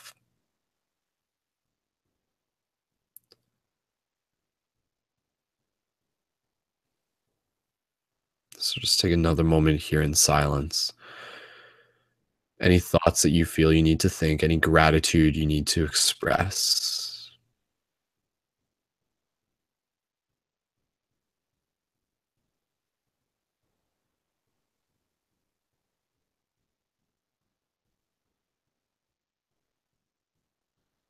Good.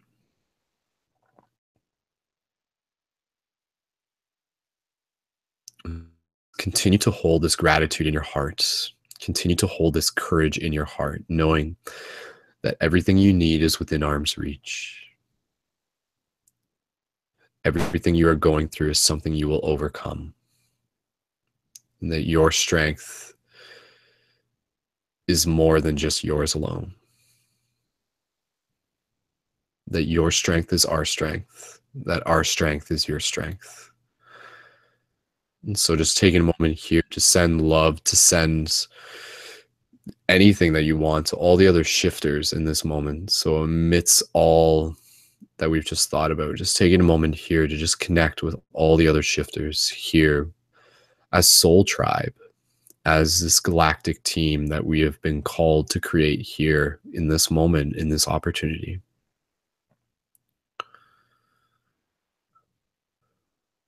So just thanking all of us for coming together with our unique stories, carrying our unique stories with us, as well as our unique gifts and our keys.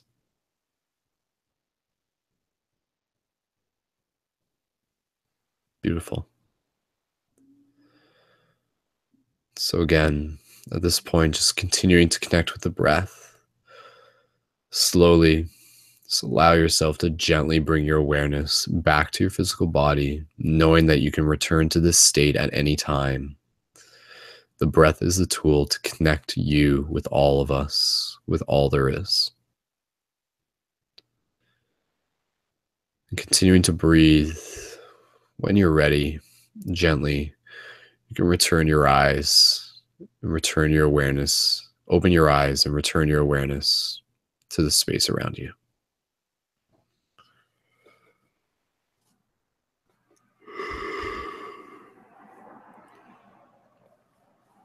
Awesome.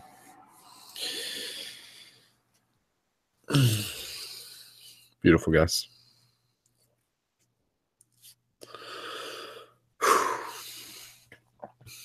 Okay.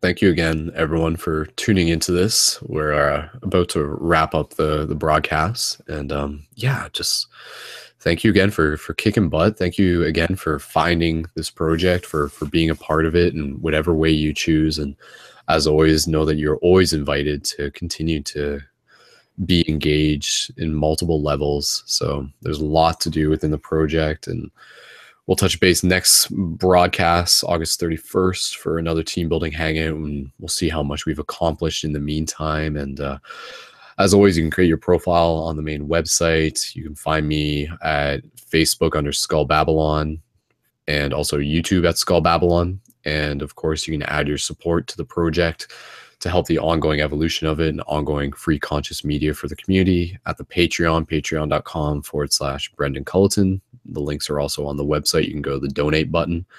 And again, just thank you so much for being here, for being a part of it, and for continuing to carry the shift with you. And that is your mission between this broadcast and the next, as always, to continue to go out there and connect with people, to create quest journals, to create art, to create visions of the future that you can share, and to share your story and to share your inspiration, to be that spire that others will see. And we are here to help walk each other home, to help wake each other up. And it's amazing how much we are accomplishing together. So a lot's happened since 2012, and, you know, using that as a benchmark, and there's still a lot more for us to do. So as always, just infinite gratitude for everyone involved. So does anybody, again, just opening up the talking circle, does anybody have any last thing that they might just want to add, and then we'll officially close it off? So if anybody has anything they want to add, feel free. Otherwise, we'll just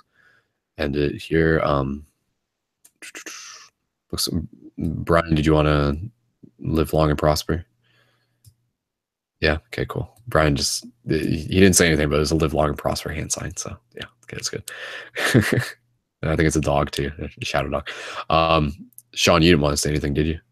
I don't have to. All right, that's good. Okay, cool. All right, guys. So with that said, let's get pumped. We got an exciting week ahead of us. There are plenty more paradigms to be shifted, and as always, just make a habit of jumping on the website. Bonus points for you if you guys are going on the website. And I know whether it be tonight or whether it be tomorrow, I think me, Sean, and Brian are going to be working on things, and anybody else who wants to join us, you guys are, as always, more than welcome. And yeah, let's create those habits. Let's create those routines, and yeah, let's go kick some butt. And as always, let's keep it shifty, and you guys know where to find us next time. So guys, I'm going to unmute ourselves on the mics across the boards, and let's send some love. Let's make some noise, and let's wrap up this show. So guys, I'm just going to pull up your microphone. So join me in making some noise, add in some wolf howls, and say goodnight to all the people tuning in. So Later, people.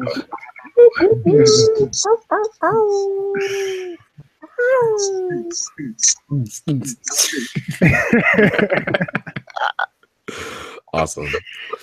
All right, guys. So thank you guys so much for tuning in again. My name is Brendon, aka Skull Babylon. This has been another exciting paradigm shift team building circle. The legend is real. You are the dream awakening to itself. And thank you for being a part of this ongoing, very exciting story. So until next time, guys, keep it shifty, paradigmshiftcentral.com, and we will see you guys in the future. Much love, peace, and wholeness. Skull Babylon out.